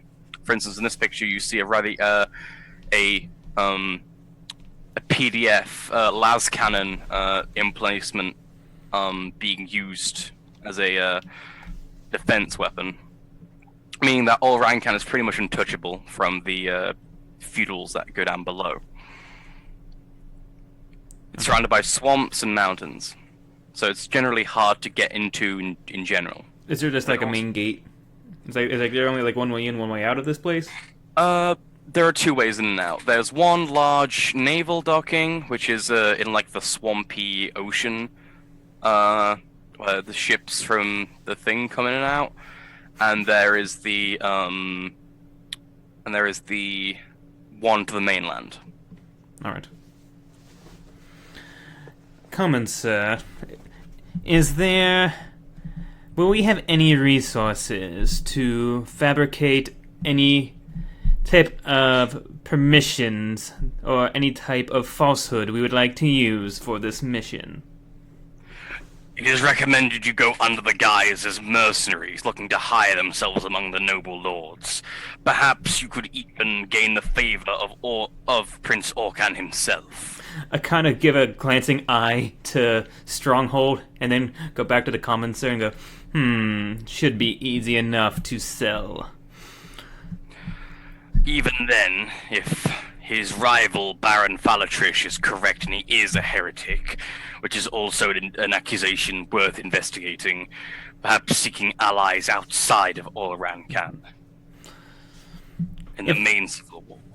If we are to find ourselves in conflict, I know you said to use a more wary hand, but are we able to engage in a scenario that we cannot be removed from?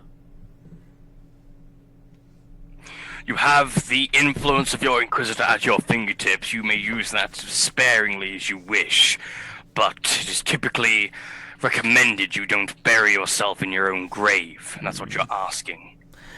I primarily wish to say if a scenario arises where we may have to exert violence onto an inhabitant of this planet, are we able to do so?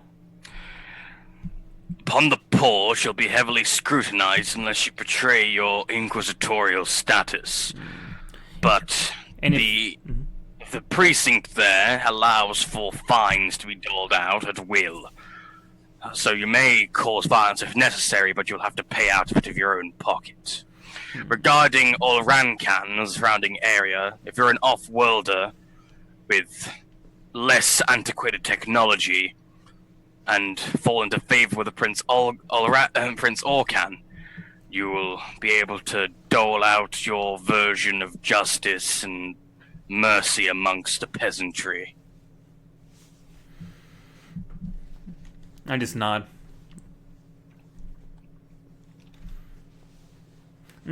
No further questions.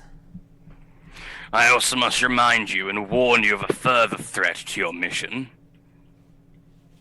which is Dralius. Dralius is a Sanctionite. He is still to be held under scrutiny and investigation if his powers misfortune either the mission or you. Right. Treat him with as much trepidation and carefulness as you would the enemy. Well, with this choice of first mission, commissar, I will not have an opportunity to use my abilities. That is a falsehood. You may, but you'll be at an increased risk. The people of Ulrancan and Akridge are not too open to the idea of witches, as are most of the Imperium. I just give him a glance, kind of like, yep, that was kind of what I was saying. Good job. Stronghold looks quite confused at the moment. Do you need me to elaborate something? No, he's because I think in character he's just confused over what just went down. The commissar takes notice of this. You appear puzzled. You said something about witches, and you guys were having a conversation. Yes. Dralius Azulia, is that right? Yep.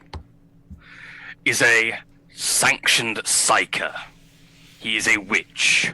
He is a user of sorcery and foul magics. Basically, he's our friend until my blood's still coming out of my nose. Until Get a damn tissue, you child. Excuse me, sir. If you assume to lecture me further, I shall slice off your tongue and you will become a mute as your cover for your first mission. Is that understood? It's perfectly understood. I was just explaining to my partner Stronghold here that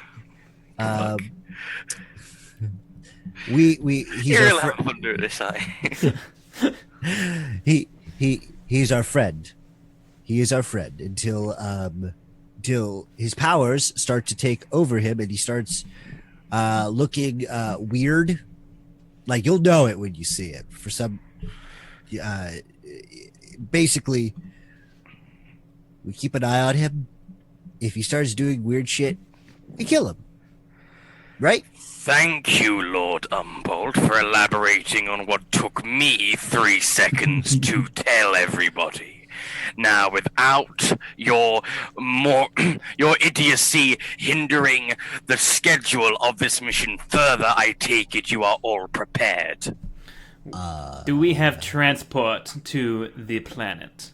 Yes. We have arranged transportation with a free trader, who will smuggle you aboard the lower decks. Granted, you will have no interaction with any of his dealings. He is there to deliver food, and that is it. You will be taken to the hangar bay, and you'll be transported to the planet. There, you are to come up with your own intuition. You have to come up with your own ways of conducting your investigation and display impressive amounts of intuition. Don't expect your hand to be held. I just nodded and like understood. And only show that paper if it is absolutely necessary. Understood, commissar. Yep. Crystal clear. No worries. He then leaves abruptly. Just like goes mid-sentence. Oh no, yeah, she doesn't. He walks back to the doorway and then says, "You have 10 days to prepare." Okay. So yeah, then he leaves. Do you guys want to prepare in some days at all? When he leaves, Stronghold will look to Phineas, and he'll stare at him for a minute, and then he'll say, "I'm trying to remember your face because it feels like we're gonna have a replacement soon." You know, I have a feeling that maybe it's not the wisest to get chubby with this guy, but I feel like if he ever got into a tight spot, he could always pull the pole out of his butt and use it as a secondary weapon. And I wiped the blood from my nose, and I'm like, all right, I guess we should take these 10 days to prepare. Who wants lunch? Right. Okay. So, what do you guys actually? What do you do in 10 days? Do you buy expenses? Do you buy, like, you gonna stock up on food? You gonna? What's the deal here? Well, You just want to wait. I don't have any plans for my 21 gelt. 21, 10 times richer than me. Wait. I have 0 guilt. Wait, when do I get paid? Every month. You get every paid on a month? monthly basis. That is if you are productive that month. Now, do we all get paid an income now, or No. You okay. get it paid after a month. Damn. All right.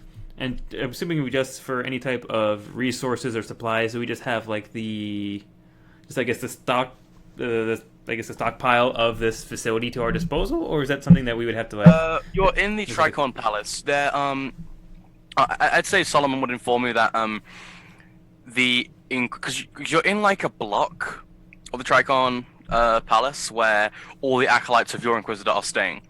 Now there is a regent, like quartermaster and like Medicaid officer, an artisan to like dole out weapons, medical care, items, supplies, everything. Did we get like a data slate or anything on this world specifically? Yeah, you have like a data slate with you for like the mission briefing and shit. You have like a transcript. Okay. And is there any type of information on it that says like what level of technology, weapon, or like? You would have to go look around for that. But I meant like it doesn't say specifically like this planet does not use lavs. This planet, only uses physical ammunition kind of thing. The only amendum that it actually has regarding to sanctity and shit, it's that all around Canada's a no-fly zone due to turbulent winds and dangerous altitudes. All right. Due to the geographic planet shit. But regarding that, although most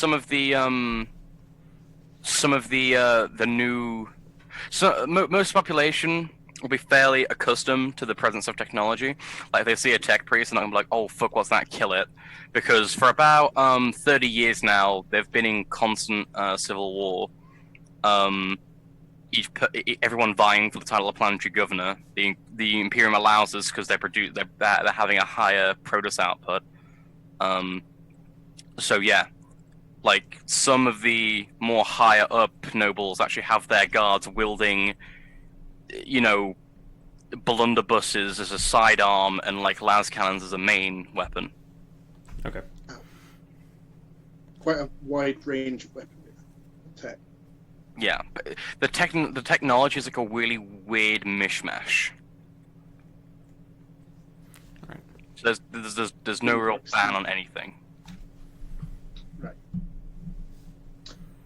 Are we able, even though we don't have money, are we able to requisition, or am I able to go and at least get more ammunition, for example? Or do I need to purchase that? You have to purchase that, or you could petition your Inquisitor for it. I'm not sticking my neck out already and asking for stuff. Yeah, like you can all like petition for like certain resources if you wish, but then again you might not want to do that on the first mission. I think I'm okay on ammo. I'm good. Well, then Stronghold's going to spend his 10 days working out, sharpening his knife, and avoiding the other people. Fair enough. And Phineas is going to follow his newfound friend Stronghold around. So do you practicing just the saber. So you just go then? Like you just want to get there? I was gonna say I would probably at least attempt to have some kind of like audience with the group as as part of like the pre-planning phase, just to make sure that we have stories straight and whatnot. Okay. At least You for also background. you might want to do some research on the planet itself before you actually go there.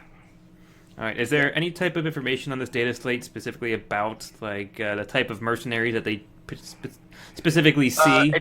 It's mainly free guilds and like mercenary companies Okay. and bounty hunters. And are they mostly off-world at this point? I mean, for the past 30 years, they've been coming and going. Okay. The war's kind of stagnated at this point, so there's kind of like a meh level of people there. Okay. And so do most of the mercenaries kind of use these guilds as kind of like a middleman, or are they once again just a lot of No, freelancers? they just go there. Like, freelancers, mercenary guilds, and companies just kind of show up and like render their like skills to anyone. Because the planet's making a lot of money. Okay. Is there any information about like on the chain of command of this of the city underneath Orkan? Alcanran is the city. It's just kind of like it's built on the foundation of an imperial, like, because the past 30 years has been going through a huge renovation of turning it into a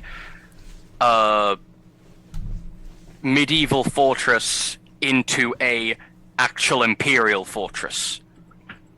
So some walls in the land are a bit more like stone, like kind of like medieval kind of castle. But the walls facing the ocean are like ceramite and have like huge imperial weapon emplacements. Okay. Is there like a order of authority underneath the prince in this in the city to like ensure like if we we were gonna try to seek an audience like. Could we kind of figure out who? Obviously, wouldn't go directly to the prince. Well, I mean, you could do that. There are some noble house. Actually, the title of like knighthood has become like the essential like warriors kind of like anyone can fight. Anyone can be part of the army. You don't have to be a knight. You don't have to be recognized by the state. You can just be a mercenary or fight.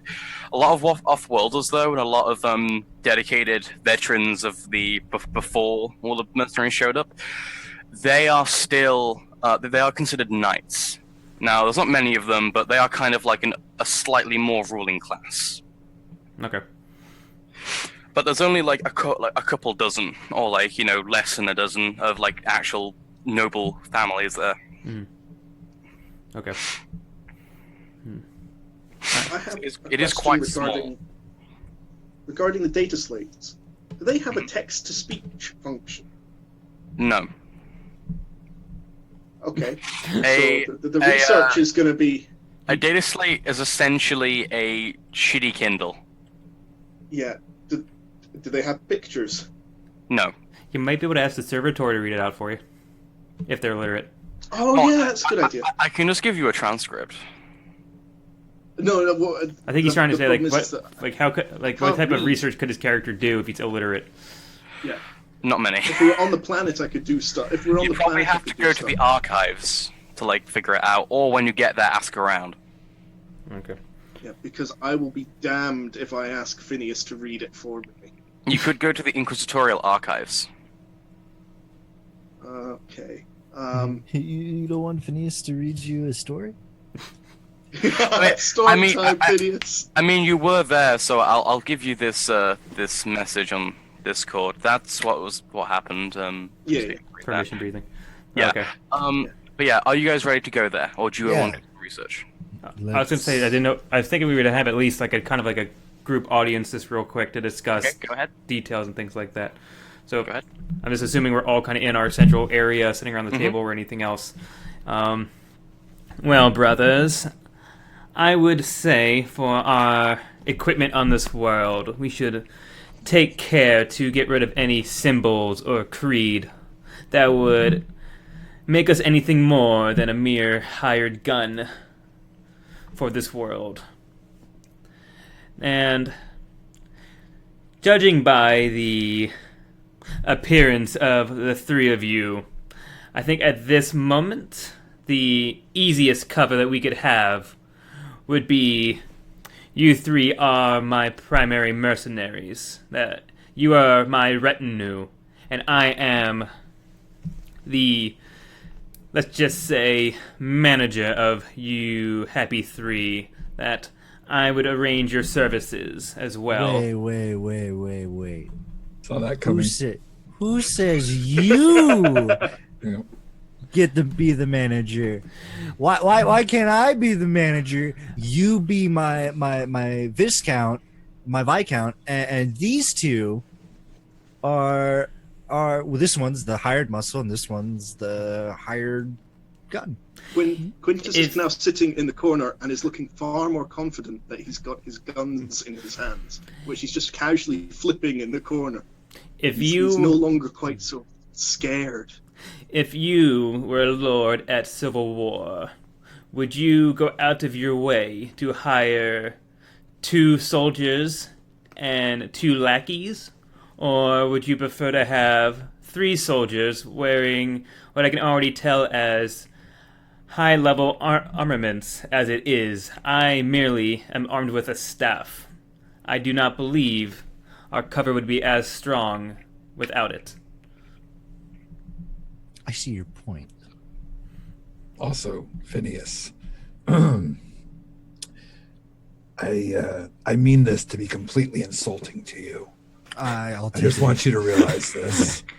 But I feel our chances are better with him speaking for us than you wagging your stupid tongue. Right. I agree with Stronghold. I look over at Quintus. Do you now? Is this true? Okay. Pause and Fine. consider and go, yeah. Fine. I would say, brother, at least on this world, your nobility might be suited for another mission. At this moment, we will not be interacting with nobles. We are merely interacting as business consorts, trying to find a hired gun. Now, specifically, we are here to collect evidence. We are here to investigate the murders that are occurring in this city. I am unaware if a direct link to the prince will inhibit this search. I'm not sure if the right move will be specifically to get on the trail of these murders and leave ourselves outside of this civil war. What are your thoughts, brothers? I think I changed my mind. Your voice, it really bothers me. It kind of just like glances off of me like it doesn't even register. Quintus just look up and go, I'm sorry, I zoned out for that last bit. Could you... The Right. murders? We're all gonna die. So, here's what we do. We go find who's murdering somebody. We kill them. There was supposed to be evidence involved. Oh, they're evidence. The commissar had instructions to not kill the one responsible, merely to gain evidence and report it in. No. I thought he said... It was to find them, kill all involved, find evidence, okay then. Okay. report it, then destroy it. Okay, Yeah. break on that. Right. So, we kill everybody. We get evidence. Not everybody. Not everybody. Okay, not everyone. Just the people responsible. Just the people who are responsible. Okay. Unless they get in our way. Oh yeah, and then we could just cut them down and then flash at Rit. They were in our way. Yeah. And Not how sure do about you propose to find the individuals responsible for these murders? Well, I look over at Quintus. There's that scum over Me? in the corner. Well, you can go talk to the less favorable sort, the street gangs, the thugs, the pimps, the brothel mistresses and whatnot. Actually, brothel mistress. Are you telling me that I need to go and look into all the brothels? I'm saying that if it comes to that, I will go with you. But we need to collect information. I don't think you'd be welcome to the brothels I frequent. Dralius, I feel, would be much more apt to talk to the other nobles and get their input on the situation. And Stronghold can go with either, whoever he chooses. We let Stronghold do his own thing. We just kind of let him do his own thing, and I mean, whoever he chooses, he's just, God, look at that guy. He's just a mountain of meat. I mean, I'm not going to deny anybody who comes in walking with that. He's a weapon all in himself. Maybe he would be suited to the brothels I frequent. Ah, all right. So, Adralis, how would you like to work this? We could do this as a two-pronged investigation. I do think your idea of connecting with the underworld, the inner workings of this city ahead of the Lord, would be most beneficial. In case, at this moment, we don't know who is in or who isn't in on this mischief. I think it would be best to leave our opinions unbastardized at this moment. See if we can get any leads outside of the Lord. All right. Well, it's just settled. So don't walk into place.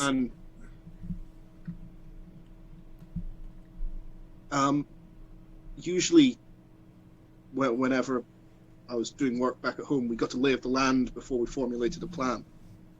We don't have a lay of the land yet.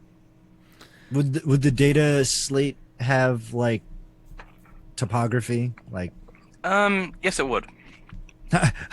I swiped to the topography and I handed it to. It is very crude though. It's made up of like DOS,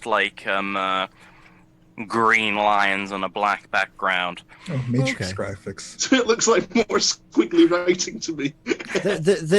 There you go, Quintus. Pretty pictures. Yeah, like it has a very rough, crappy outlay of the that world. One is supposed to be a mountain.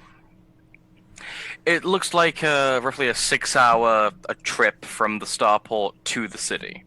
The only way to get into the city is by land, which is not necessarily fortified, or by the boat from Emperor's Island, which is far more easy. Would the data slate kind of have like worlds nearby that would be like plausible for us to travel from or hail from specifically? Actually, yes, there would be. Within your little abode, you have upon your wall a star chart of the Calixis, and this is it. Now, Anchorage is over here, in the Josian Reach. Okay. There is a forge world close by called Thranan Thrush, which you could hail from. Or you could hail from one of the many frontier worlds around, or perhaps even Fenks World, which is a rather popular hive world. Has a lot of notoriety about it for its gangs and its cutthroat mercenaries. Which is actually where a lot of the mercenaries are actually coming from. Which one was that again? The last one you said? Fenks World. Fenks World. Ah, Fenks World. Alright. And that was what type of world? That is a hive world. Alright. Renowned for its cutthroat people.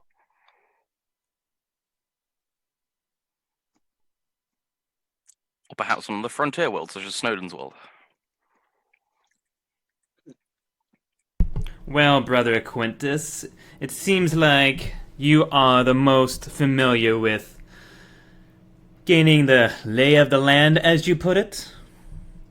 I say we do this as under the guise of mercenaries from Fenks World to get into the city as hired guns and get a lay of the land before we move this investigation further. Decide what we wish to do after we are more informed.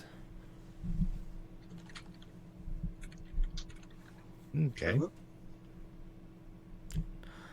Brothers, are we in agreement? I say that we are. I've got nothing better to do. Quintus, how do you feel about leading our investigation into this underworld?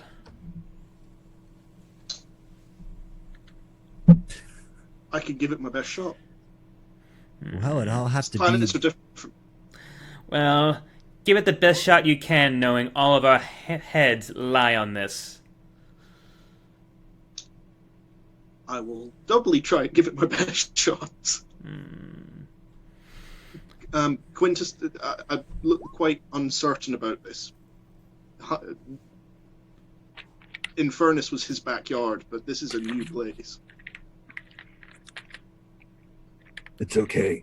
Just realize that if you get me killed, I'm going to make sure I kill you first. So, with that out of the way, I take it you guys want to... Do you guys want to get off? Yeah. Yeah, I think we just Excellent. fast forward 10 days and we're off. Yep. 10 days forward, you get sent to a safe house in the upper hive. It's kind of like a normal middle-class apartment. Nothing bad happens. You just kind of hang out for a few days. Some guys come to collect you. They're wearing blue armor, looking like Navy kind of guys. Those of you who are familiar with the Imperial Navy, probably Umbolt, recognize these as Imperial Navy liaison armsmen. And they are wearing some house sigils. Do any of you have, like, common law bureaucracy? I have Imperial nobility? Creed. Oh, you have Imperial Creed? Yeah. Oh. Common I have just Lore, Imperial Creed and Adeptus Imperium.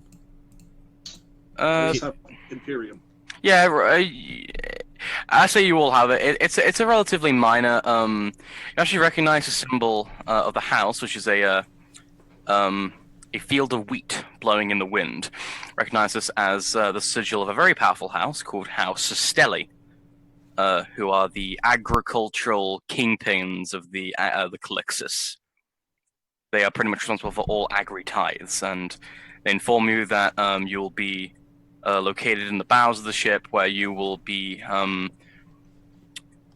on mutant control. Essentially, you will have to basically hunt mutants during your stay on their vessel called the Indomitable Will, and the Benevolent Harvester. And while you are killing mutants there, they will safely ferry you to the world, where they will drop off the agricultural supplies, and they will drop you off at one of the starports. Until then, you are not to interact with the crew in any way, shape, or form. Just out of character, did anyone do anything specific or special with their appearance, gear, or what gear they are bringing specifically for this? Yes, mission? actually, what gear are you bringing? Because like you can put gear in the armory, if you wish, to store it back at home. But keep in mind, you can exceed your weight, and also whenever you pick up any items or anything, always like tell me, because like I need to I'm bringing everything. Yeah, you can. I think you can all carry everything you're having. Thaddeus, you can just about bring everything. Aha. So yeah, you guys going fully geared? Yep. Full geared. Let's Okay, go. you put your thing in the pommel. You're it. Yep. Right. So yeah, after being taken up to orbit into the spaceship, you're then hurried down to the lower decks. Now the travel takes around about 13 days for you. During which time you pretty much sit around in dark, dank, steaming pipes and the underbelly of the large transport ship, which essentially is against you waiting around doing nothing, being terrified of mutants that might kill you, but nothing actually happens. You then have a reminder on the loudspeaker. They report the astral time of passage, and it has actually been 4 months of real space-time that have passed in your 13 days of travel within the warp. Well, damn. They Did you also- assume this was going to happen? No. I mean, you weren't really told them about warp travel. You just said, like, if anything weird happens, Shoot it. yeah, pretty much. Well, damn. But yeah, everything went pretty hunky-dory. Especially you, Umbolt. Well, actually, Umbolt and Stronghold, you know the horrors of the warp during warp travel. Actually, also you do as well, Drowley.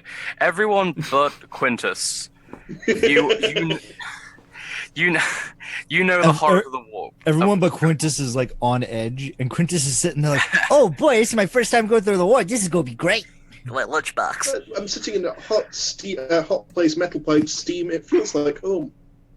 Yeah, you should be all right. But yeah, you know the horrors of the warp, and you know that because you transition from one subsector to another using very, very stable warp routes. This was expected. The journey was to be, kind of a breeze. The way, well, as breeze as it can be while traveling through the warp. Mm-hmm. But yeah, you arrive. You're then taken by the same men in blue armor, taken to the hangar bay, where you are then put upon this big shuttle in the shape of an Aquila, called an Aquila Lander. You have probably all seen this aside from Quintus. I'm not in Kansas anymore. I'm not in Kansas anymore. You're the weakest link. I'm gonna have to stab you in an alley and walk away really quickly. I just imagine Brian's character dressing up as Linda, Oh god. like fucking psycho, like bursting out flames out of his eyes. Anyway, Oh, God. you do that. You're then taken down through orbit. Now, again, for everyone but Quintus, this is a very actually only Quintus. You only really feel the effects of going in and out of orbit. It's very nauseating and uncomfortable. Yeah. But you managed to get a hold of it. This is your second time it probably ever happening in your life. Yeah. So yeah, you then arrive. Let me get some music. Salt space travel. I like some shooting music.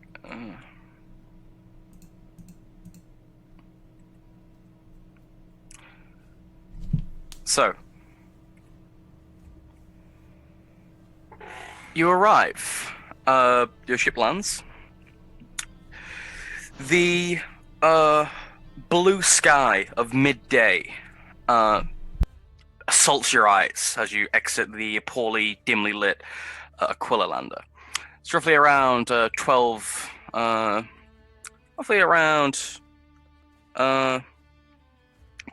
a.m.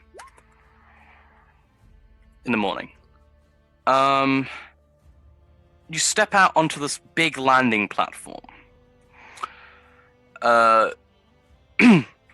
There's scorch marks everywhere. They're like huge, giant slabs of ceramite. They're about 60 meters to 80 meters in diameter.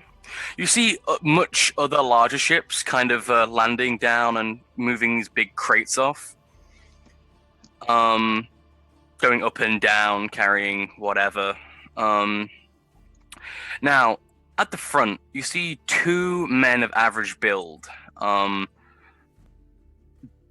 Donning the flak armor of the Arbites. Phineas, you being a member of the Arbites, obviously know these guys as being not troopers, but enforcers, who are Arbites that deal with more rowdy, seditious places. And they appear to be very discouraging of your presence as they shoot daggers at you. Just sort of feel myself flashing back to, oh god, it's the cops. I give him like, a nod of acknowledgement. Are you wearing your arbitrator's uniform? I would assume not, because I don't want to be. Did you bring it with you? Well, yeah. Okay, cool. I would have it with me, but I wouldn't. If we're getting out on this planet, I'm not going to be wearing my Arbitrator's uniform. Fair enough. We just bring it with you just in case. Yeah, just in Okay, case cool. I gotta flash it. So yeah, they're like stamping their foot, cross-armed. They have shotguns holstered to the side, as well as swords. I point back at Quintus, and I mouth the word heretic. Do you really? No. Right. Okay. It's like, wow, this Quintus does not last long in this campaign. So yeah, I should start with better. As you look in front of you, you see this huge spire-like control tower on like these spider-thin stilts, looking like a daddy longlegs almost, but like sticking up in the air like a cat scared. And you see from the tinted glass faint flickers of people moving around. You feel a sense of crushing omnipotence coming from it. As you see symbols of the... It's kind of like a hexagon on each side. You see a administratum, arbites, administratum arbites. Symbols on them. The sun's just coming up to midday, so the sun is bearing down on it, reflecting back in your eyes. So you can't even look up at it. It's kind of like, a bit surreal. So we're just getting off the ship at this point? Yeah, and there's two arbites tapping their feet. They appear to discourage people from staying around too long. But did the data slate tell us at all, like, because the spaceport is outside the city, correct? The spaceport is in the middle of the ocean. If you look around. Interesting. Yeah. You're greeted by the salty smell of the sea mingled with the scent of rust, oil, and human decay. You look around and you see nothing really on the same level, other than like the things that are described, the landing platform scorched black with heat marks. You do see below you kind of like a mishmash of like buildings and like pipes intersecting. It's kind of like a big nest almost, like a squirrel's like nest ball kind of thing deal. On the side you see these huge like ships. I say huge, I mean like 50 meter, like actual various sizes. You see like some speedboats, you see like some other more antiquated vessels in and around the docks at the bottom. A thick layer of salt has like crusted on the slopes of the like spires that hold the thing up. It's kind of like a big oil rig. Okay. Would the day slate tell us at all how to how we actually physically get from here to the mainland, or is that something that we're gonna have to ask around? What was that? By boat. Okay. I mean, you guys are on your own right now. All right. I will duck my head down if it's sunny, and also to not look at the arbites right in the eye, because that just gets you in trouble. And make my way. Is it clearly sort of sign? Are there any big arrows pointing to towards a boat symbol? As you I say you're going off the landing platform. Yeah. You go forward. You see like this walkway to this like big storage area. And you see like these like little veranda, and there's one guy just before it stumbling about. You see this old guy who has like this very tatty clothing, and he has an eye patch of white cloth. And he Right? eh? Is it Very clean? dirty, like a bit dirty white. Okay. Fine. And he's got a walking stick. And he sees you coming his way, and his other eye lights up. You go up to him. He's kind of in your way.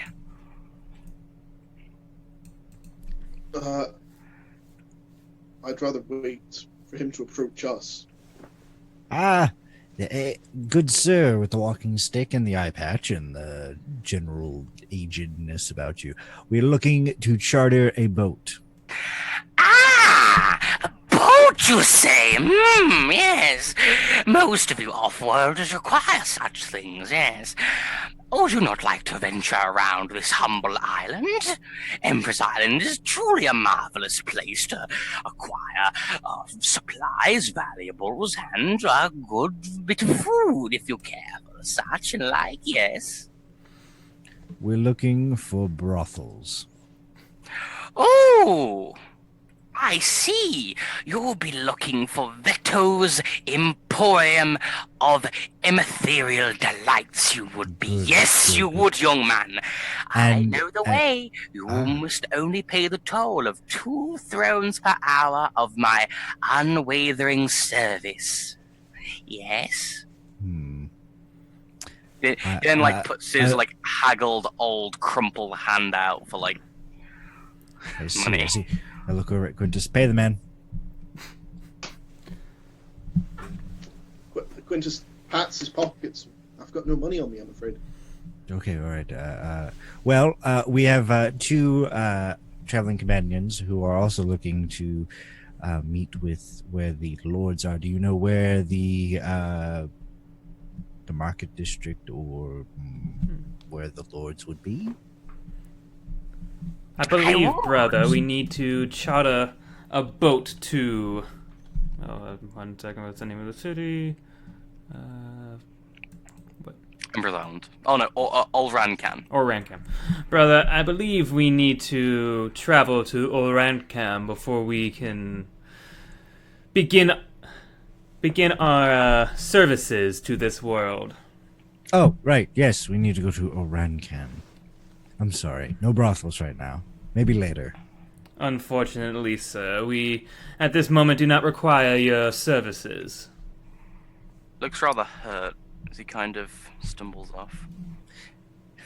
I pull out. Madly muttering insults under his breath. I pull out a flask of Emisec, and I'm like, I'll give you a swig. Turns around. His one eyebrow shoots up as he then he snatches the thing off you with a mighty waff of his aged hand, crooked and bent by time, and he puts it up to the sky, and he takes his tongue, which is very grey and dry looking, as he rubs it against the top of the flask and sticks his tongue in it and wiggles it around in the flask. And then he takes a swig, and his one eye kind of lights up, and hands it back. That'll do. You can keep that. You can definitely keep that. It'll be perfectly fine. That is a tip. That is a tip. If you get us a boat Okay. As you say that, he kind of grabs it with both hands, crouching down a little bit, and starts hollowing it out with his tongue, basically, and lapping it up, basically, and then throws the flask on the floor and says, I believe you have earned my service. How much is Damasek? I think 10 thrones. You paid him for you overpaid him quite a bit, I believe. Amasek is... That's not that. Amasek's actually a drug. Amasek... Oh my god. Amasek's 50 thrones. That's more money than You paid him 25 times the amount he was asking for. So I have him for 500 hours. You have him for about a month. You're going to be our best friend for a month. You're going to show us the lay of this land. You'll take us to the nobles and. I don't know Rancan, but I know this place like the back of my hand. Good. You then see the back of his hand, and it appears to be flayed somewhat. I see you've drawn a map on the back of your hand. How quaint. All right. I am most ingenuitive, am I not? Very observant, young man, very observant. Good. Adralius, if you would tell this man where we need to go and what we need to accomplish. How about I show you the sights first? It shan't take long. Oh, sightseeing. Do we have time for sightseeing? Boat. Boat. Boat. Quintus doesn't like the open sky. Boat. Boat.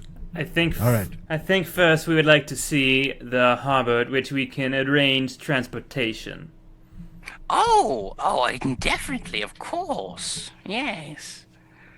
Follow me, young men. Good. All right. So, you want to go straight to the docks, right? Immediately. Yes. Yes.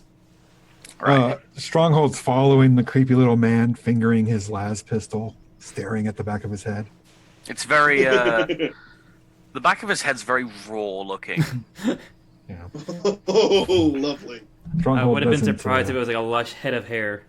It looks Stronghold- like salted meat. He's not a fan of this guy. Oh, you lick your lips.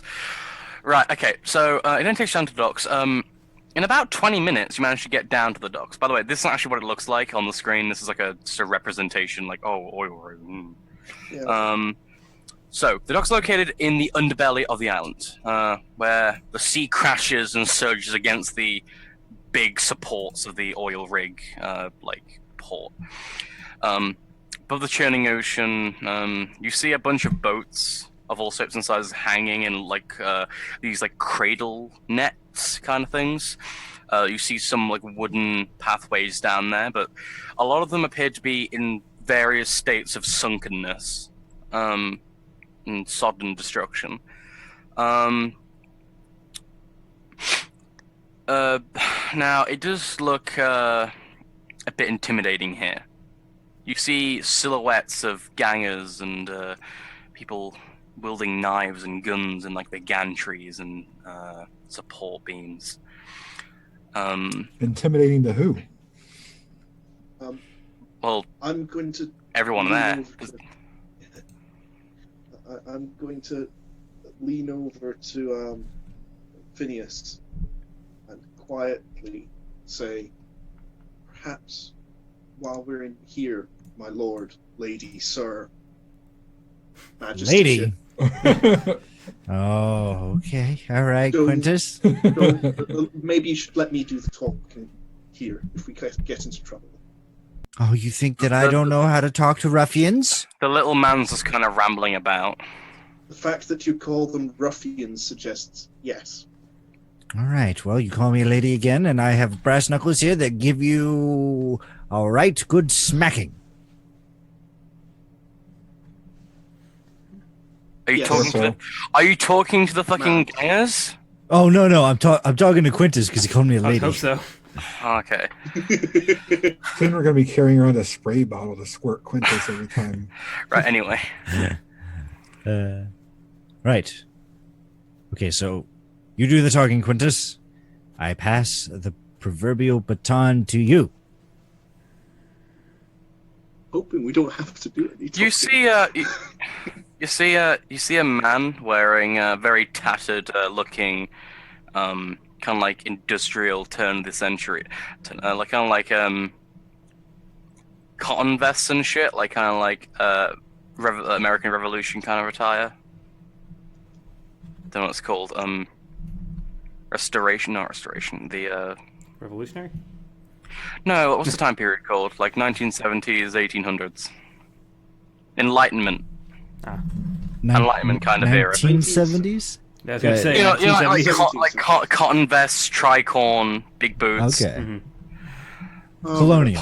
Pirate. Yeah, colonial. Very colonial. There you go. You can see this man with a big, thick, fluffy black beard, just kind of wading around next to this rather large boat hanging like this giant cradle, made out of.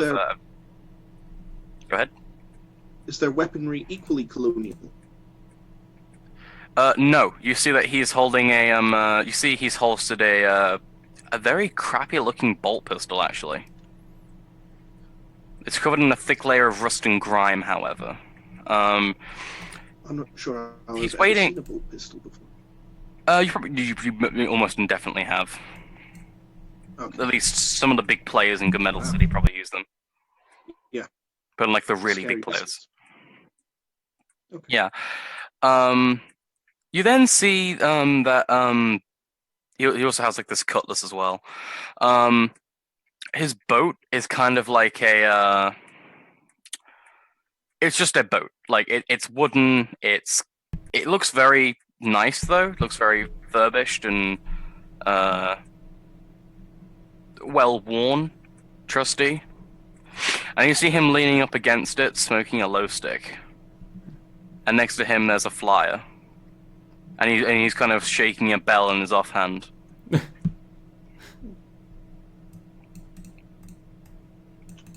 what's the flyer say? Or at least for the two of us that can read. The flyer says, like, passage to Olran Khan, 50 thrones per person. Pretty much just like it goes on, like, expect, like, liability and shit, like, your life, like, I can't be fucking, responsible if you die due to, like, invaders and whatever. Do we have like a mission fund or anything as part of this, No. or is it purely just our personal currency? It's your personal wealth, unless you guys didn't petition the Inquisitor, so. Yeah. Quintus, haggle with these fine gentlemen. It's just a guy. You see, like, some people in the ship, but the captain clearly is like, taking a So- I'm break. going to turn to the old man who seemed to know this whole place. Mhm. Do you know this captain? Yes, I do. Are you What's his friends with name? him? He stabbed me in the hand once. God damn. I get along with him as a Ferrex cat gets along with a ball of yarn.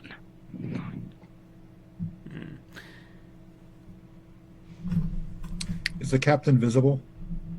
Yeah, you see him. Just Alright. kind of shaking his bell Stronghold's while gonna he's push smoking his past cigar. everyone and approach the captain. There's a crowd of around 8 people there. Just like kind of waiting Okay. around him. They appear to be civilians or like, just kind I mean, of like if they want to push me back, they'll he's gonna just kind of let you through. yeah he's gonna go through until while they're discussing it with the creepy old man, Stronghold's just gonna be like, I need passage, 4 people. 200 thrones. Stronghold stares at him for a second, turns on his feet and walks away. 200 thrones. 200 thrones. 200 thrones. All right. Well, I go up to the captain. I have the perfect thing for you. That is worth 200 thrones. He just kind of blows fucking low in your face. Right. Well, my good sir, do you give tours on your boat? No. No? Don't you know how lucrative that would be? Especially since we can sell you. We could sell you a tour guide. No. No? I mean, come on. That's Are you attempting to funny. charm him? I'm trying to charm him. If you want to charm him, you have to kind of like talk him up a little bit, like hey, you got a nice beard there. This is what a fine ship. I mean, your ship is grand, and look at all these people wanting passage. You can make a pretty crown, a pretty throne on tours. You get 50 for the boat ticket, another 50 for the tour, and then another 50 for merchandise, because everybody loves the guy that we're about to sell you. Okay, so you're telling this guy, you're charming this guy by recommending that he completely change his business model. I'd say give me a charm at -10. Okay. Is it charm or just a straight fellowship? It is a charm test. Oh yeah, it is charm. We know that. Ugh. Ooh. Target of 9, and he rolled. Would you like to spend a fate point? 38. I would love to spend a fate 67 rather. point. Are you sure? Because you could get a worse degree. Yeah, and with that degree of failure, I would say there's very low likelihood you're going to get a better roll. Oh. Especially with a target of 9. I mean, it's 50-50. I turn to the captain, or I turn to the guy with the beard, and say, "For passage for 4, I will shoot that man." Pointing at. Well, before you Phineas. say that, are you re-rolling?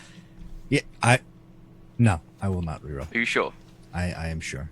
For Okay. all those out there, Dark Heresy enables something called fate points. A fate point is basically you can you spend a fate point to reroll any one roll. So basically, that's what we're talking about. Or you could spend a fate point to increase a test by 10 before you roll it. For instance, you could spend 2 fate points to re-roll at a plus 10, or rather a flat roll. Oh, okay. Stronghold will gesture everybody in for a huddle. Okay. Well, before you do that, I want to give this guy. Well, before you do that, I want to give this guy's response. Pretty much tells you to,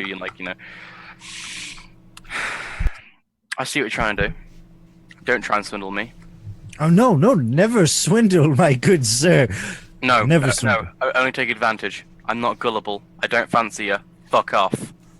Right. I see what went wrong here. I'm going to go converse with my team, and we will procure and produce a better business model. He starts whacking the fucking bell. Right. Stronghold, you wanted to speak with us? Yeah, it gets you guys in a huddle. He's like, we could get him alone, knock him out, steal his boat. I like it. Brother, that's not the most subtle way of handling this situation, especially when we're trying to not stir up a lot of commotion. Okay, we get him alone, knock him out, dump his body in the ocean, steal his boat.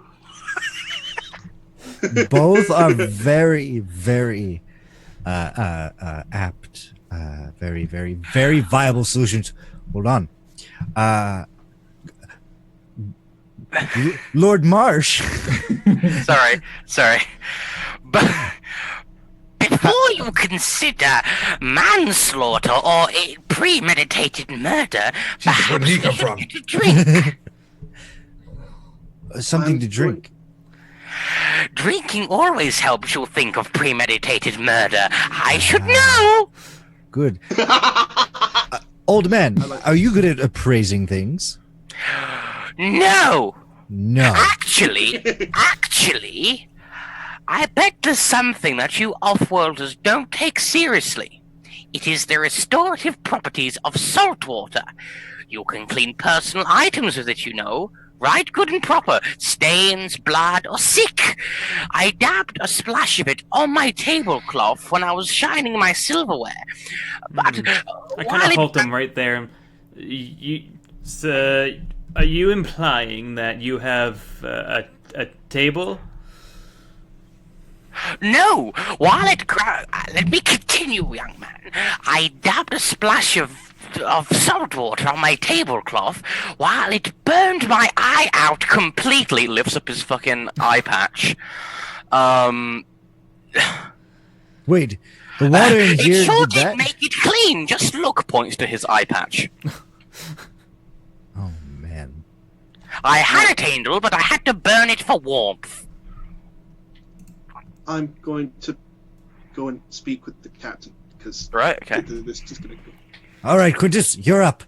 If you get us this boat, you get Hey, 2 Battle rations. I mean, he doesn't appear very charmable right at this point. He appears a bit pissed off. You can't perform charm Listen. again. Fuck. You intimidate. There goes Plan A. Watch it. Plan A was charm. I want you to go ahead. I want to see how you plan to charm him. I must apologize for my friend back there. He's new to this mercenary life. Our employer, I jerk my thumb back at, it's Dralius, isn't it? Yeah, Who's Dralius. pretending to be our employer for this. has promised us that we're going to be paid on the other end of this trip. But right now, we've not got the money to pay you. So is there any other way that we could barter for passage on board your ship? You fine, upstanding gent, you. Roll me charm at a base. Base. Okay. Base, flat, challenging. Yep. Charm. Roll. Wow. Ooh, good job. Target 44 rolled an 07. Jesus Christ. He then says, well, I take it you've come here with having some kind of knowledge of the situation. He then flicks his low stick into the ocean. Have you heard of Baroness Falatrish? Yes, I believe my employers mentioned her. Yeah. Well, she is currently sieging the city, and I'm the only brave, stalwart enough soul to ferry stuff over there. Now, I need some security in case they try to piss on my back. When that time comes, you lot take up arms. And I still want you to pay at least half the price, 25 each, 100. That seems fair enough to me. Can you get it down to like 10 each? I'm just going to quickly... That'd be commerce test. Is there any sort of appraised roll to work out how much money I think the rest of the party's carrying? No, do scrutiny. Fellowship scrutiny, wouldn't it? Be scrutiny, but it's very difficult because you've actually not seen any of their personal wealth. You could ask. Yeah, the thing is that I think that It says go over there, talk to your Phineas friends. is holding out on me. Yeah. I think Phineas probably has a purse of about 500 thrones stashed on him somewhere. All nobles do. Anyway. No. Yeah. Anyway. I'll go over and converse with my friends. I thank the captain for this new offer, and I need to go and check. Just kind with of my nods employer. disgruntled. Yeah. So he converses. I see that's an excellent plan, Quintus. But we need to obtain 100 thrones. Now, we have several options. We could either try to steal 100 thrones from the captain and then give it to him as payment, or we can barter. Let's see. May I suggest that we haggle a price of, for every head we protect from his ship, we get a cut. Maybe decrease our price per the amount of protection we can offer as if the ship falls under attack. I see. 25 per head. We just need to kill 4 people. Correct. I like it. You could go to either the Grease Pits or the Emporium. Yes. For what? Brothels. Well, Brothels, Quintus. Vito's Emporium of Imperial Delights is more so inclined to such a position.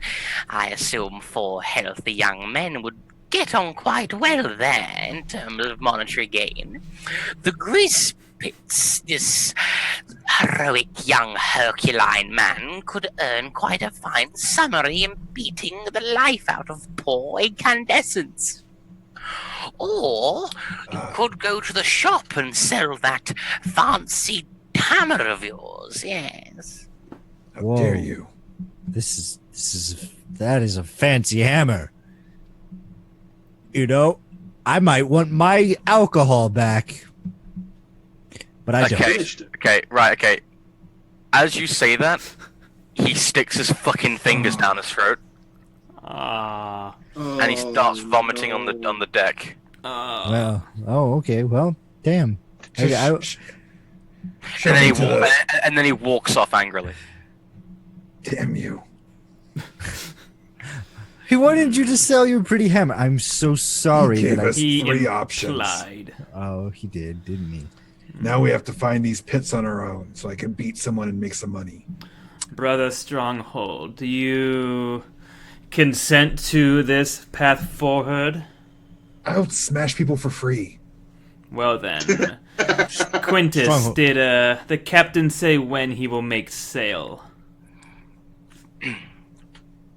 He did. Go ask. Okay, he makes sail every day at around 4 p.m. All right. And it's How around big is this ship? it's quite big. It's around the size of like a it's like 5 meters in length. Well, 5 meters, like 10 meters in length by like 3. All right, fine. So it's like a the hide on it. It's like a, well, actually, it's kind of like a big naval ship, like wooden 1700s. So it's kind of like I don't know the dimensions, but it's pretty big. Like it's like Black Pearl. Okay. So here's the plan. Quintus, you go make money entertaining at the brothel, and I'll go smash people at the pits. I see. That wasn't part of a plan. I'm happy to watch you smash people at the pits. Wait, you don't want brothel, man. I mean, I'm going with Stronghold, but I would like everyone to roll me an awareness test, please. Oh boy. Okay. At a negative 10. Oh, this is Let's gonna be see. great. Awareness. All right, roll. Well, Phineas gets negative 5.5 degrees of Negative success. 10. Wow. Woo! I got a 0 2 target of 5. We're too busy talking about brothels. So as everyone is Hey, I got talking- 0.3 degrees of success here.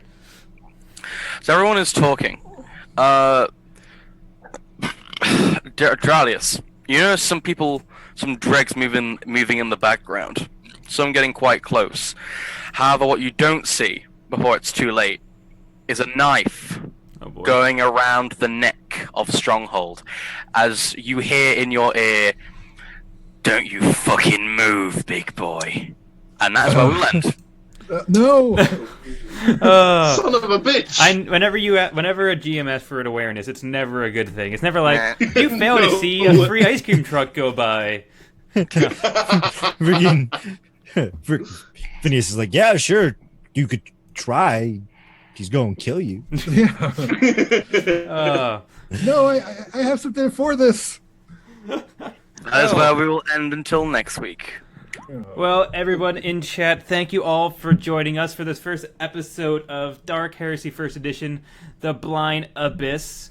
As always, as our cast will be, I myself, Atomic Zero. You can find me at ATL_Atomic Zero. That is on Twitter.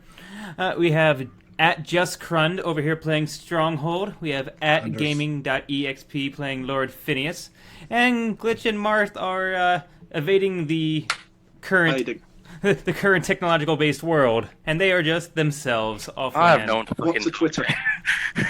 They don't know what the Twitter is. But as always, if you would like to follow us in our journeys, you can always follow us right here on this channel. There will also be opportunities to watch this on YouTube, as well as catching it in an audio-only version as an actual play podcast that will be going out probably in the next day or two. That will be on iTunes, Google Play, SoundCloud, and Stitcher, all of which will be linked at the Addicted to Loot Twitter and or the Addicted to Loot website, so please stay tuned for that. But with that, we will bid you adieu for today. Ave Imperator. Thank you all.